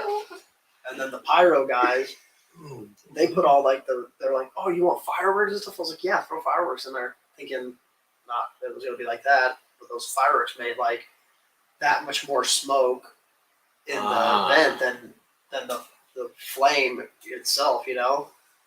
And so that was crazy. I didn't like practice that. That last part right there was a really good image of like breakdown of you like seeing here's the forks, the headlights, the handlebars, and then you fucking nailing your head fucking straight in. How fast are you rolling on something like that? I was probably doing 30. Damn. The whole thing. And you got to keep that speed, And otherwise straight, you're gonna otherwise and you're like, gonna bounce back or something, man. And I didn't think about it either. Like when I built I built all that stuff. Like I designed all the uprights that held the boards because I had to like be able to put them on a city street and then take them off a city street, so I couldn't like bolt them down to the concrete or anything. I got gotcha. Like freestand. And I put like bags of sand on the corners to like kind of weigh them down a little bit. But the so like framework, I built every single frame myself, welded them together, got the metal for it all, welded everything together, built it all, designed it all, tested it all myself. That's pretty cool, man. What made you decide I kind of like this was a record that you wanted to go for?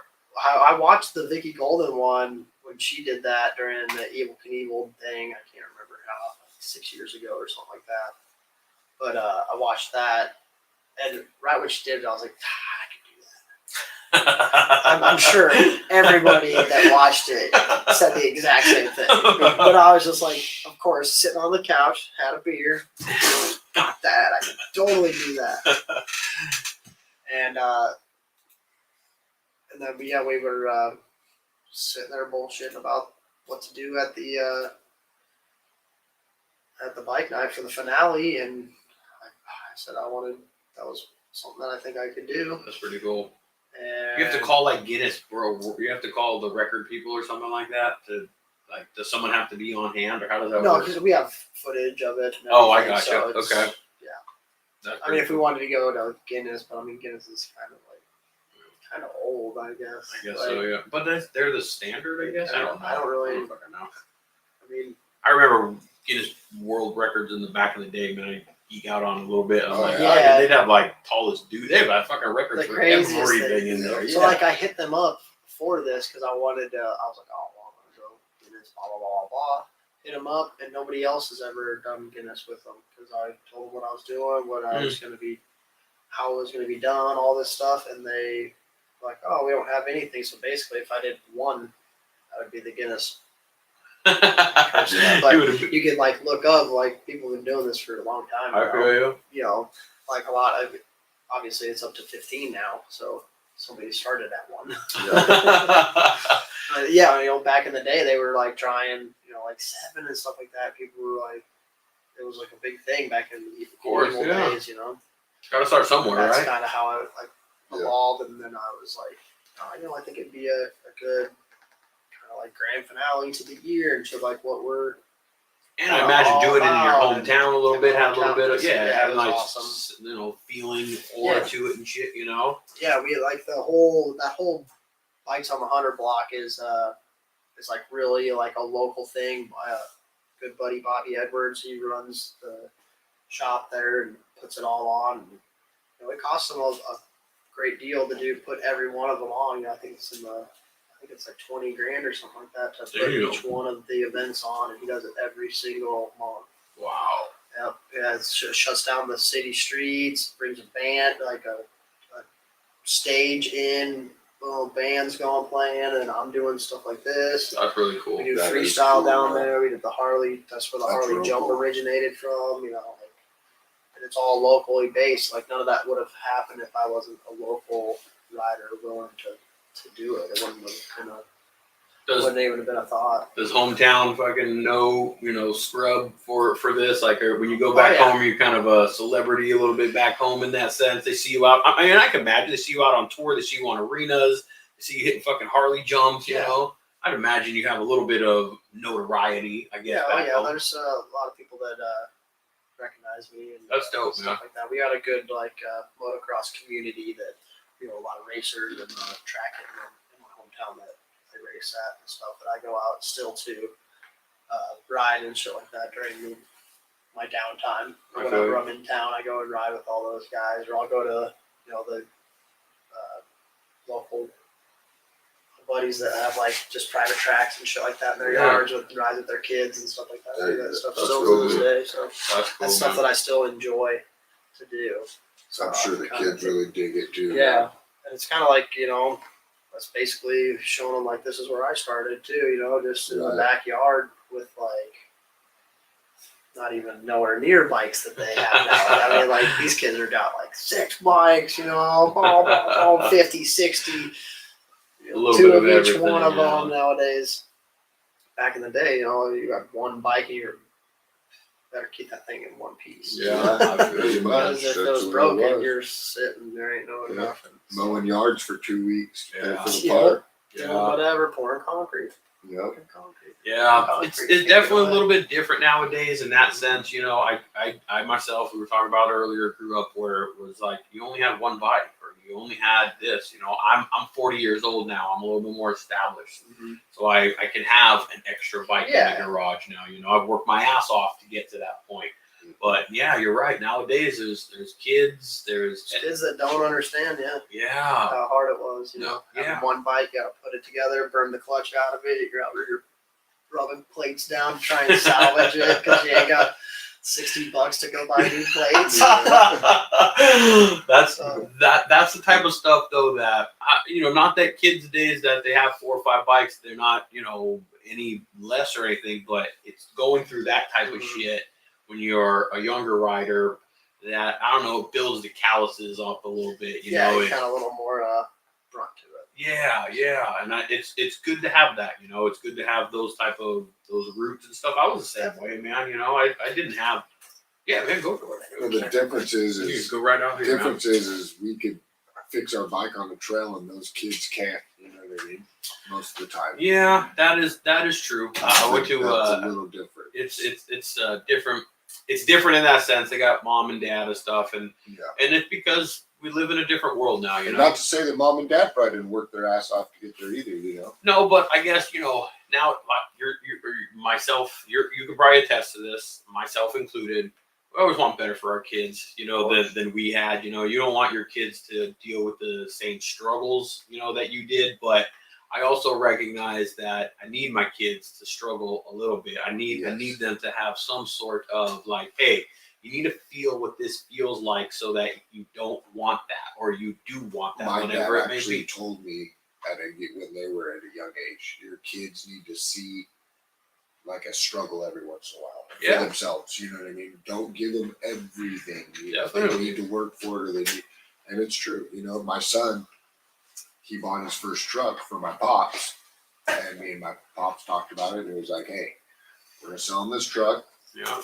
He's gonna pay for it monthly. If he misses a payment, he's missing a payment, we're taking the truck. Well, he made every payment, and our agreement was between me and him. My son didn't even know all the payments were made. He was getting his money back. Oh, that's cool. You know what I mean? But he worked for a year and a half. It was 12 months. It was $1,200, and he worked, paid every payment, and dude, he paid it off. And my dad turned around, and said, "Here, here's your money." And he was just like, he was shocked. He was just like, "Huh?" Yeah. Like it's alert, but what we did was we taught him something in that process. You know what I mean? I just got a text message today from my daughter's mom. A 16-year-old and a 2-year-old and a 1-year-old, started all over. But I have my 16-year-old. I got a text message from my daughter's mom, and I'm so glad and grateful that it can be like this, where my now wife and my daughter's mom, we can all be in the same message and kind of coordinate about my daughter. And she said, "Hey, Rihanna asked about getting a job." And I'm not pushing. I'm not like, I know when I was 16, my dad and other people were telling me, you need to get a job. Like they were telling me you needed to get a job. It's about time. Exactly, And I never, for my 16-year-old daughter, I'm not like telling her, hey, you need to go get a job. Like go figure it out, do what you got to do because you need to start paying some bills around here. It's not like that at all. But she wants to go and get a job. Like, that's good because a lot of people don't want to do that. A lot of kids don't want it. They want to sit back and just. Yeah, I said the same thing. And I'm like, I'm all for it. As parents, we still give them. We're still going to give you lunch money. Yeah. We're still going to make sure you're fed. You know? But hey, you want to go cruising on a Saturday night? You know what I mean? And you have your license or whatever.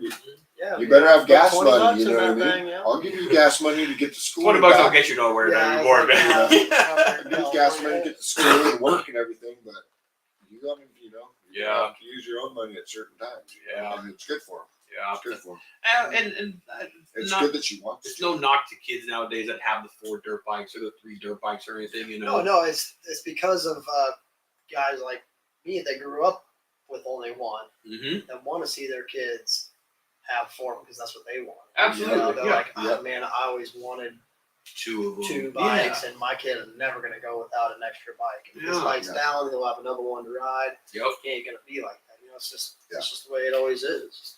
The You want more for your kids than what you have. That's what we were talking about. You never really want your Exactly. kids to have to struggle through the same struggles you did. What you know? you do is you just teach them in the process. It's like, Yep. you got 4 dirt bikes. If you want to take all 4 of them out, guess what? You're washing all 4 of them when we get home. You know what I mean? You're changing the oil. You're fucking doing whatever you got to do. They're Yeah. your bike. And And you make them respect. Helping, Yeah, you make them respect I it. did You it. know what I mean? Yeah, And my bike was understand how hard dad or whoever worked to get that. You know what I mean? Builds a lot of character. Correct. It builds a lot Correct. of character. You know, it And teaches you. It's not only character; it's like just life lessons. Learn how to turn a wrench, like Yeah. lefty loosey, righty tighty kind Yeah. of thing. Like if you got to tear this bike apart over here that needs head gaskets, well, the normal Joe Blow wouldn't know anything about it. Mm-hmm. Here you could do it for pennies on the dollar. Yeah, just a little bit of my time, and I don't mind that time either. Kind of nice, yeah. It's- Throw the late radio on. It's therapeutic actually for me. On the bike a little bit. Yeah, it's Yep. a decompress. Yeah. Pisses you off a little bit. Bust your knuckles. Look at it. I got a nice little knuckle Couple- buster the other day for yeah. fuck. You just try. Couple- It's Yeah, always the swear last words, bolt. It's always the last bolt. I mean, my grandpa said you're technically not working on anything unless you cuss at least. If you ain't cussing a couple times, then you ain't working on Yeah, nothing. it never really happened Son then. of a bitch. That's the truth, man. That's the truth. Just a couple at it. That's what it takes sometimes to get that thing just to turn. Yeah, you gotta talk to it. You gotta talk to it bad a little Just bit. right. Yeah, you gotta talk to it just right. That's what my old man said. My old man would tell me, "Dude, you telling me that thing's smarter than you?" And then I would sit there, "No, motherfucker, fuck you, you fucking bolted it," then bam, it come right up. Going the wrong way. That's the truth, man. Yeah, I was looking at it backwards, Get Dad. confused and it butts like this, or you're going up there like that. It turns into. It's part of it, man. So it sounds like you like you enjoy or appreciate the wrenching and stuff just as much as you probably, out there doing scrubs and shit, man. Oh yeah, I mean, well, when I was racing, man, it was testing my nerves because, man, I think it's my second year. I went to Canada. What year it was? It was 17 or 18. I went up and raced in Canada, and I think I yarded out. I think it was 12 motors throughout the season. It was like almost every weekend or two in a week. I'd be going through them, and it was just getting relentless. And you're just like, I'm so sick of building these fucking bikes. I'm so over it. But you need I to. have no idea what it was, but it just was a fire that it just can't stop in me. Yeah. I was like, put it together because, and if I sign up for something, I'm gonna do it. See it through. Yeah. See it through. Like the world record thing, like the Harley jump, like on tour right now. When we were on for 19 weeks straight, and not a lot of people can't do that. Yeah. A lot of people would be like, heck yeah, and then we get 8 weeks into it like we are right now, and they'll be like, I'm over this. I'm sick of it. I want to go. I want a week off. Just give me 1 week off, and you can't. No, you're committed. Yeah, you're committed to it. It's a commitment that you made. You signed it. I think that's what the trigger was pulled at January. That's it, man. And that's that's the character that we're kind of talking about. That from a young age, when you clean your bike or you change your oil or you do whatever it is, when you need to do those small things to be able to later life commit to the 19 weeks on tour. Exactly. That's the callus that you kind of build up. And the kind of on the road kind of mentality you get. Yeah. On the road, or like even all these kids nowadays going to Loretta's, like they are on the road constantly.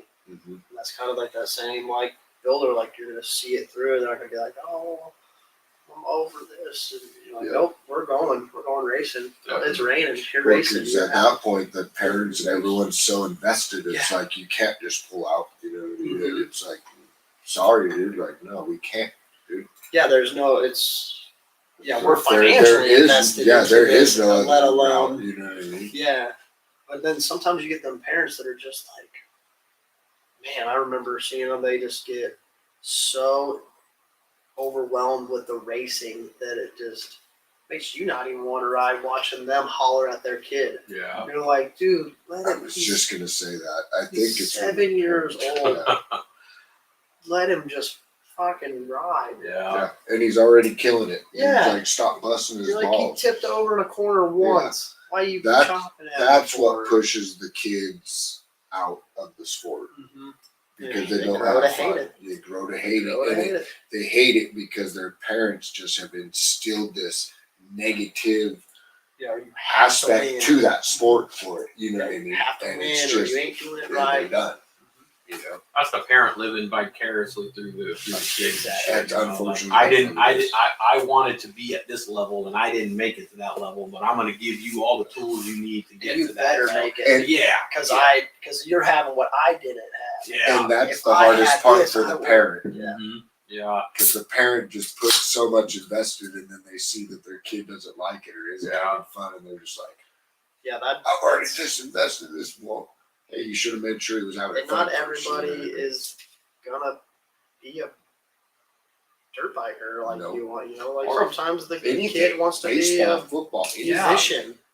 And You might have just been to the let 'em- greatest football star in football in high school and college, dude. Your kid, you Yep. think your kid's gonna be this kid might Yeah, I this hate it. football Dude, phenom. I hate football. That's all I heard about growing up, dude, is football. I wanted to do football, you know? I could I did the same, man. I not push my kid, but I recognize like, okay, I can't.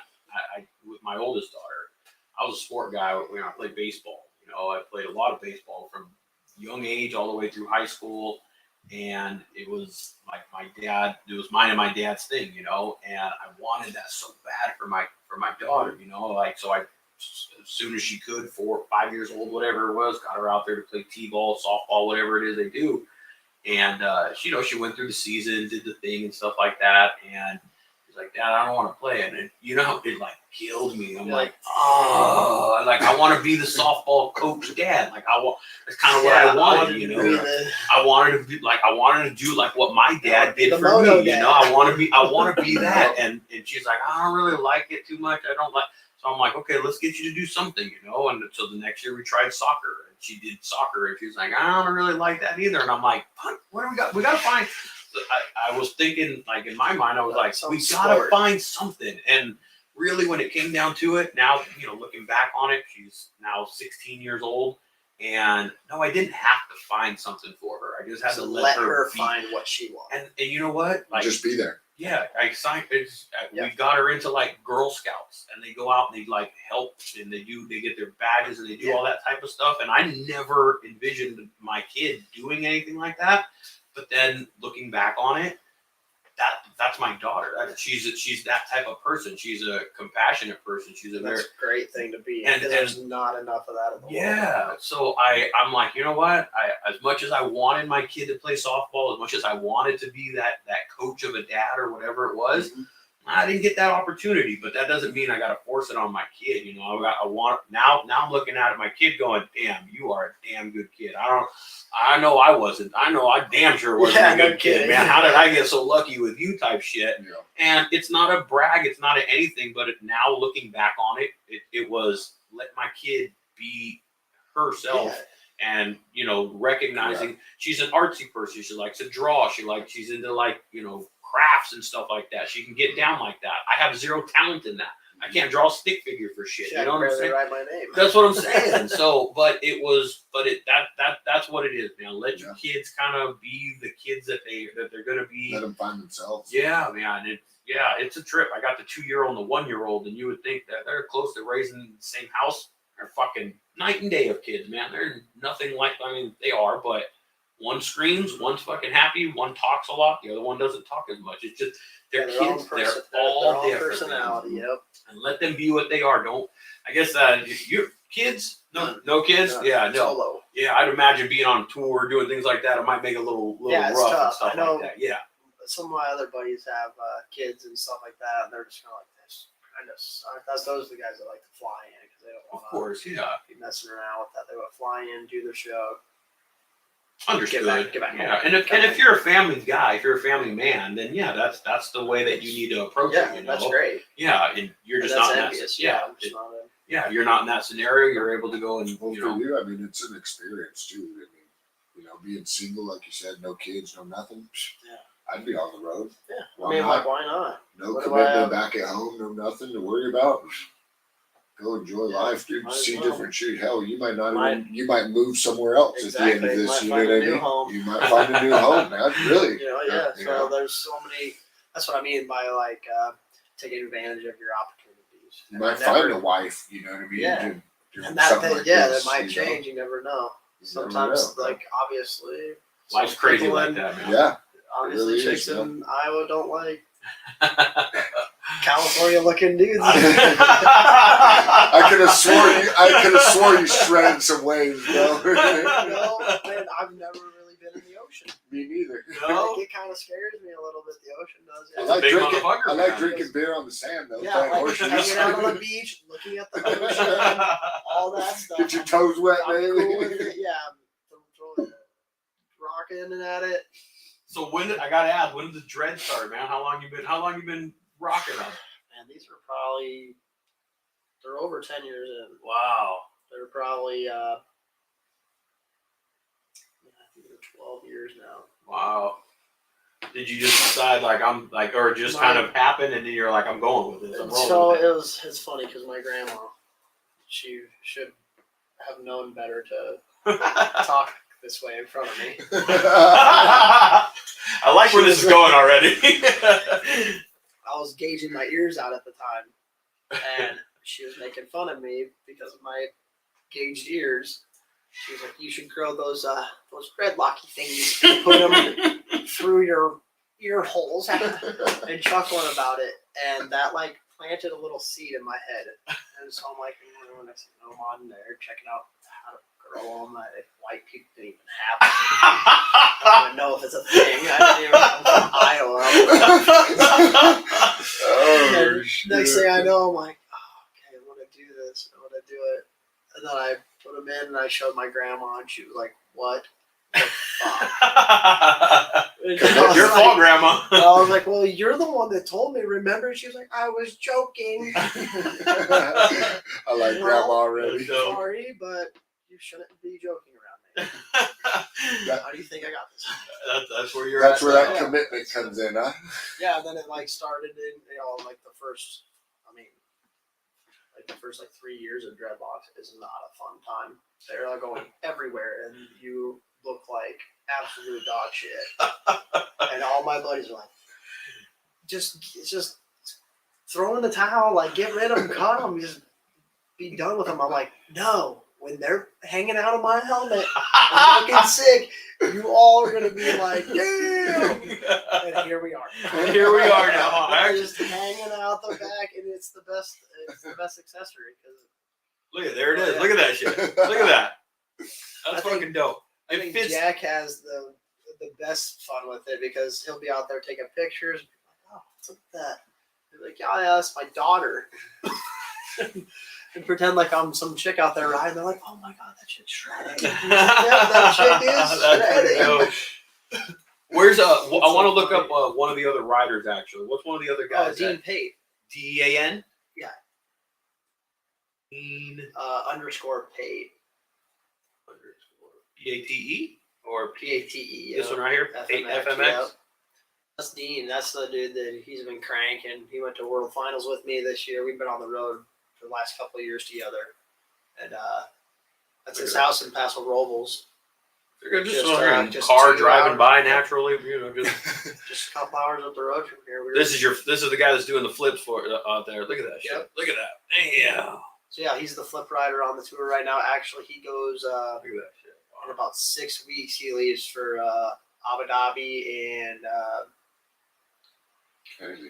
I'll be something able to else pass over the in next couple weeks. overseas. He goes overseas next. So is that whole landing a blow up? Yeah, the whole thing's The just whole air. thing to Yep, blow the whole up. thing's air.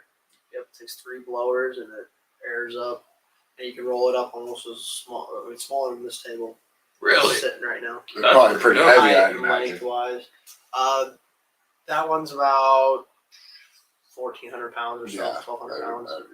Yeah, you got to forklift that motherfucker everywhere you're going, probably on. Yeah, I mean you can That's move so it by much hand if easier. you got some goose. And then your guys' ramps that you guys take, do they fold up? Yeah, they and fold trailer? up into the trailer too. Yeah, so they piece all together. Oh yeah, look at how short your landing Yeah, you have is. no room to land, so you guys are using the hallways as fucking like. Yeah, Yeah. tunnel to tunnel. A lot of times, I can't remember which one it was. I think it was Sacramento. Was the tiniest little arena because the landing went right butted up to the deal. Well, that's in my hometown in Iowa when we were there riding. He was working on knack flips. That's fucking cool, man. Yeah, can help him around. So how do you guys get all the ramps and shit, man? Who's do you guys? Is there a fucking big ass semi that pulls all this shit for you? How do you guys get those spot to spot? Oh well, so all that'll fit on like a little flatbed car trailer. Oh really? That, yeah. Breaks so like down. that's set up exactly right there. That Because I see the takeoff wheels ramp. on it and shit, all that, like Yeah. on the takeoff ramp. So that'll all go on a flatbed car trailer. Like my lander will fold and roll up into a ball, and I'll be able to put it inside of that takeoff. Oh, I see. So you put it inside of the takeoff, and then the top of the takeoff drops down, and you load all that onto a trailer. I got you. Just pull it right up onto a trailer. Oh, this is at the Those are stadium, huh? huge Stadium, yeah. Yeah, I was epic right there. Look at that. That's a good shot. Stadium. That's pretty cool. Yeah, he's a killer rider. He's a local dude. He's from here. Paso Robles. Oh, that's right. This California, is the guy from Paso Yeah, that's Robles. from Paso, yo. Yeah. Just right up the road. Is this him here? Yep, that's my boy Dean. There he is, man. Good shit, man. And then Jared LaRue, that's the other flip rider that's on Let me the look him tour. up. What is his? Jared J. J.E.? A.R.D. That's what he LaRue, got. yep. Jared LaRue, 56. So yeah, he does a lot of overseas stuff. This dude's been all over the fucking Well, let's see here. This is a little real. I want to see if I can. Oh, that's Oh, that dope. was us. That's all four of you guys That right was there. us, Huh? last weekend or so. Oh, that's pretty cool. Look at that Couple weeks shit. ago. So our trains and stuff. Yeah, so you guys are going in front of, good sized crowds. Oh, yeah. Like you guys got. I mean, we the sold arena's out, probably pretty packed. Yeah, we sold out Portland. We did 5 shows in. I think we did 5 shows in Sacramento. Oh no shit. And we sold out all 5 of them. We had one venue this year was 5 shows, and we sold out at all 5 shows. So cool, man.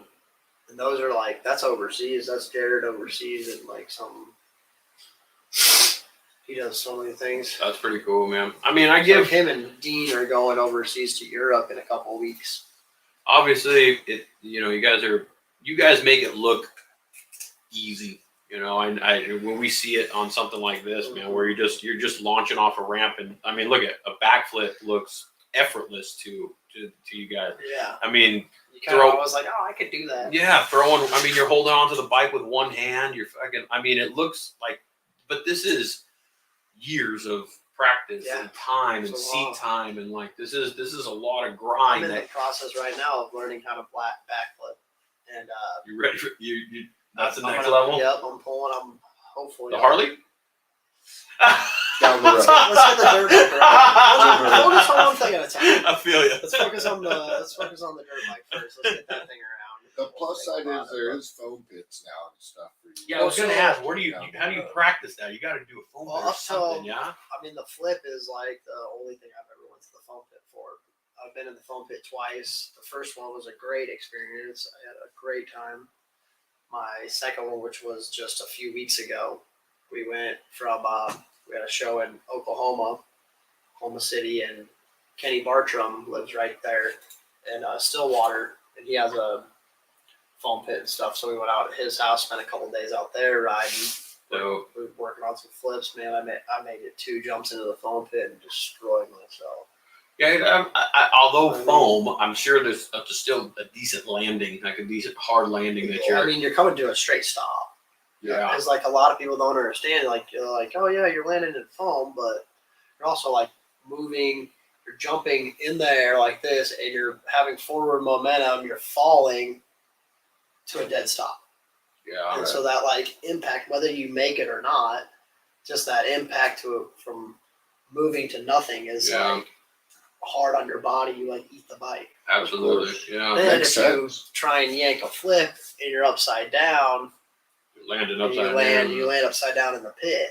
With the bike on top of you. The bike drives you to the bottom of the pit. And you're stuck down there, and it's like claustrophobic. Like the foam, like it's like being trapped in a avalanche, like the snow, like packing around you. That's what the foam does. It like packs around you, and you can't like move your arms, you can't move your legs and stuff like that. You're like stuck in the thing. You're like, I'd start freaking out for a second. and you're like trying, and you start freaking out, and you can't really breathe that good because there's like foam particles like Helmet all on over the and all place, that and you got shit, your yeah. helmet on, and it's pitch black, and the best thing to do is just hang on to the bike at all times, no matter what happens. Hang on to the bike. Because that's how people Because- can pull you up. Yeah, they're gonna grab the bike. They're gonna grab whatever's sticking out, whether it's you or the bike. And if you're upside down, it's gonna be the bike. Yeah. So if you hang on to that fucker when they strap onto the bike and yank you out, you'll just come out of there hanging onto the bars. Yeah. And that's kind of how they pulled me out of there a couple of times.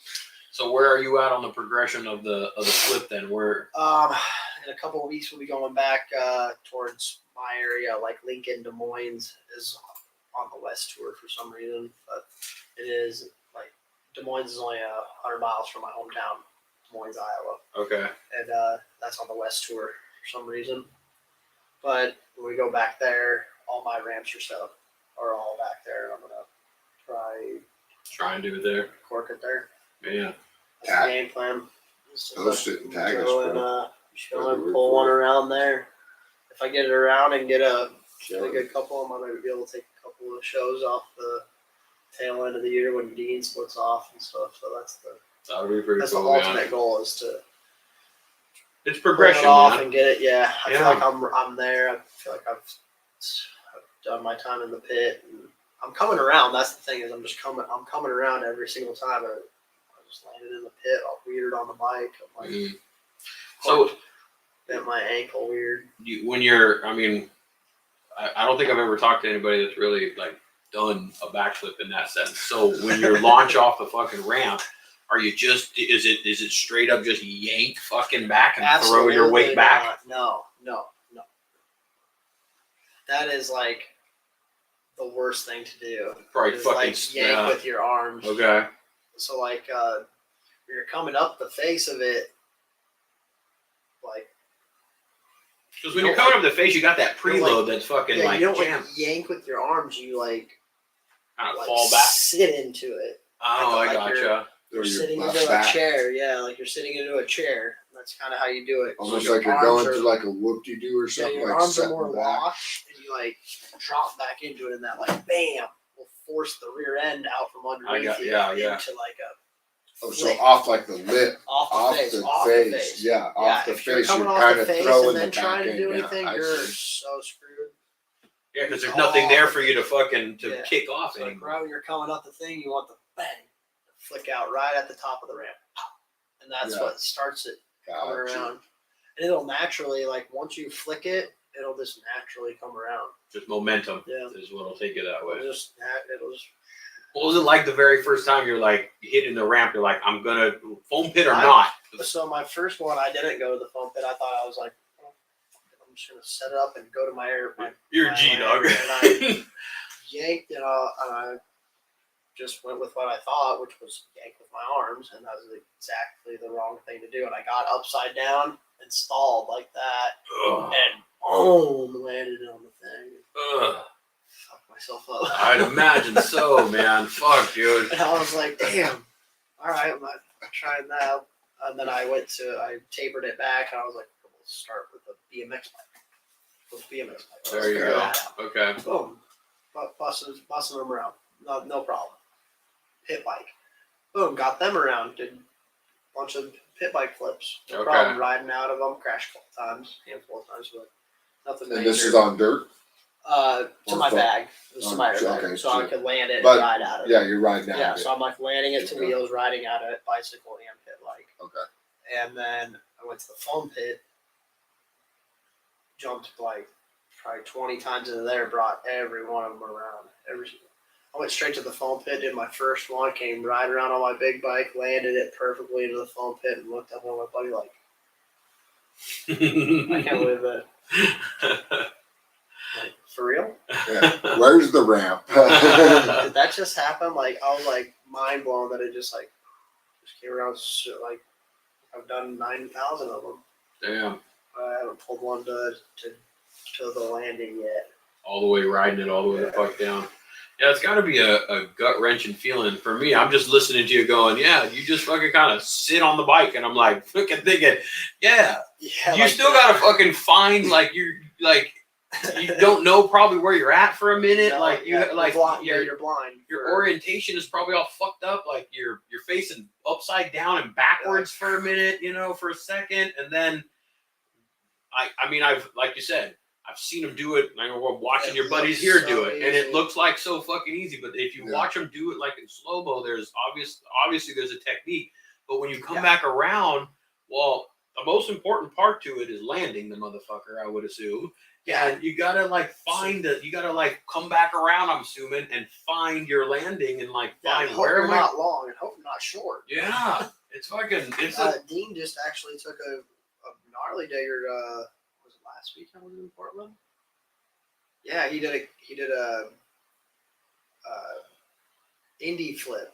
You backflip and then you do like a Superman Indy off of it while you're upside down, and like the dirt on the run in was like really moist and like kind of like Play-Doh kind of felt like. So like your run in speed was like being like it's kind of like felt like you were like dragging the brakes, riding the brakes up the run in, and so you like came in a little slow, and when he flicked it, he did the trick wicked sick, and he came around just short and dink, boom, and weighted it at the bottom, just clipped the top of it, and it like hopped him like dink, and he landed like and just fucking ate it. And you're like, damn, dude, that was gnarly. He boom, it hit the ground, bounced right up on the bike before you even knew he was off of it. Rode away, and you're like, damn, dude, did you crash? You're sitting up on the pod like, did you just crash? There's no way he crashed. He drove out of there way too fast. And he was like, yeah, man, I fucking ate it. Get up and out of there. Yeah, Adrenaline. fucking roll. Get up and get out. And you're like, what the? Crazy, like, man. Ate it on like the gnarliest trick. That's insane, man. Yeah, to hear it is, hear you describe it and like trying to put myself in the seat of it, knowing what it's like just to sit on the handlebars and going straight and going through a canyon, and let alone fucking throwing the wheel all the way up fucking around you and shit, dude. It's got to be a pretty gnarly feeling, I mean, you should see Brian McCarty.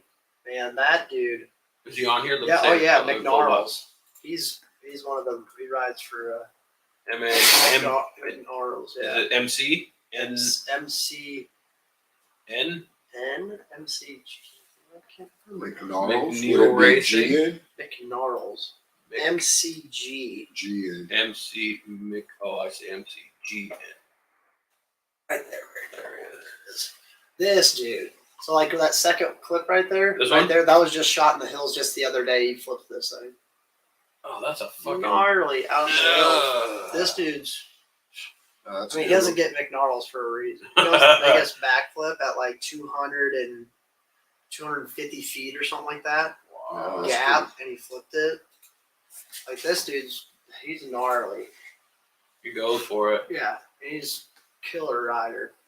He's one of the riders at So have you heard of Paris Raceway? Yeah. Out Paris MX track. He flipped the one of the dirt jumps out there. Fucking crazy, man. Yeah, he does like lazy boy flips. This. Ooh. This is the last dude right there. Oh, Big shit. old KOD float. Yeah.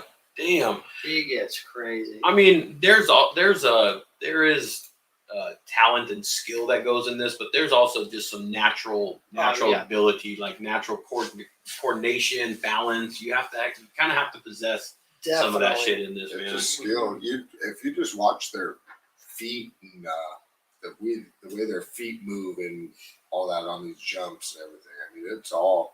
I mean, there's all weight. It's crazy.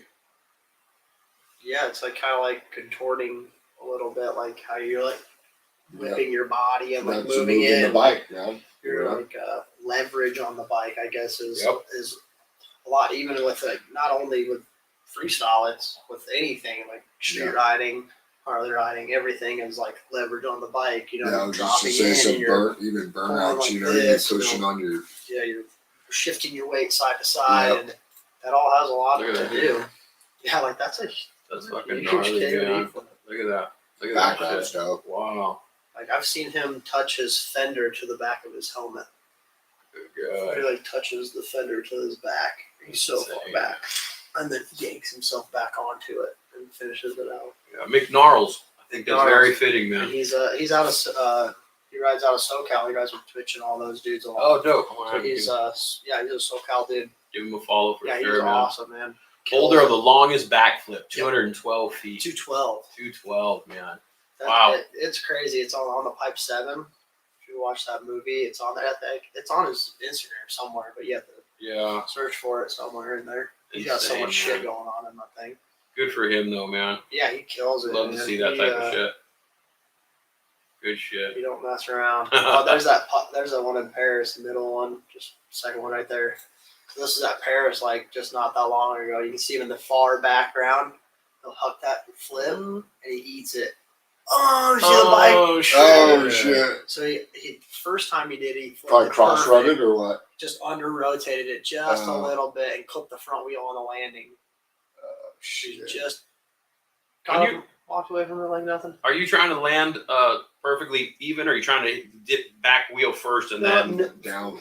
Yeah, nose first. Nose first. Yeah, okay. Like that's like the best way to jump is to like always land nose first. In the same exact direction you're trying to go at the same pitch or whatever. A nice rainbow is what you're shooting for. If you're going for just a jump, that's where you're gonna get your smoothest landing, correct? Taking off and landing like this is the best way. Shit, man. You land like this and you slap your front end down. You're like, boom, and your front end slaps. I gotcha. That makes sense. So it slaps down to the ground real hard like you're coming down from an aggressive wheelie. Bam. You want to use that travel and that suspension to kind and of. then if you're landing with both tires at the same time, then you take all of it right across your mid, like I gotcha. your feet G out, because everything's just like pointing, like hitting all at the same time. That makes sense. I need to get you on some Saturday Supercross, man. Yeah, I'm down for some shit like that. I'm too old to be even to watch it. Dude. Oh, you guys need to be doing Supercross parties. I can't believe you guys don't. Dude, you should be doing I watch that. it every You'd be day. killing it. Supercross party? Yeah, like have a Harley ride down to a bar somewhere that has watching Supercross on Saturday night. Shit, Joe, what are you waiting for, man? Fucking definitely hook that up. I'm always watching Supercross. That's the only thing to do back in Iowa. It's cold as fuck. Ain't nothing to do. You know what? That's not a bad idea, actually. That's a damn good idea. It's fun. Go to like a local place and play it. Find a place. That is a good find idea. a place that'll play it. I think Scrub just helped us with a little ride. We're going to call it the Scrub Ride. That's it. Down to watch Supercross. Yeah, ride down to watch some people ride. That's pretty cool. Ride on home. Yeah, we're gonna set that up then. Yeah. They race every weekend, every Saturday night. Actually, maybe what we'll come to do is we'll set up a ride to one of your events. Like, that'd be sweet. Yeah, fucking bring a bunch of people. That'd be sick. So when are you coming down to this area? Would you have shows? No. I did LA last year, so I know LA's on the calendar. I don't know what's coming up, to be honest with you. Okay, but you're going Fresno, Albuquerque. You're hitting some other spots a little further away from us right here. Doesn't mean we can't ride to them, but I mean, no, yeah. But if you're down in LA, we can bring a fucking gang of people.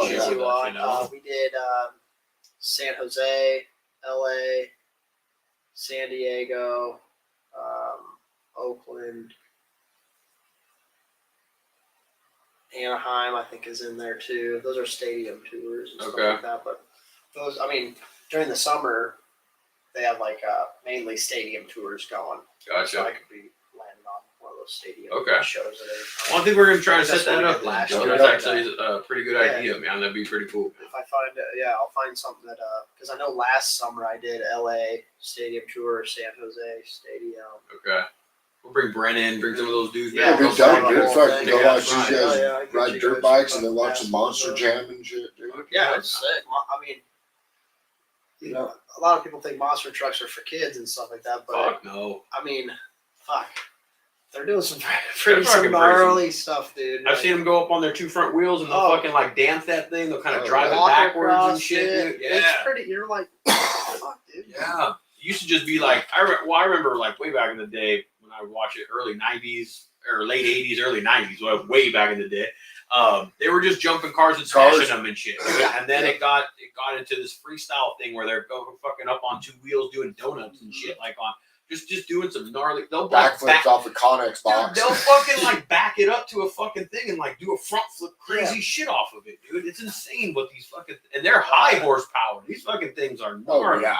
These Oh, are yeah. machines, boy. Like serious Yeah, machines.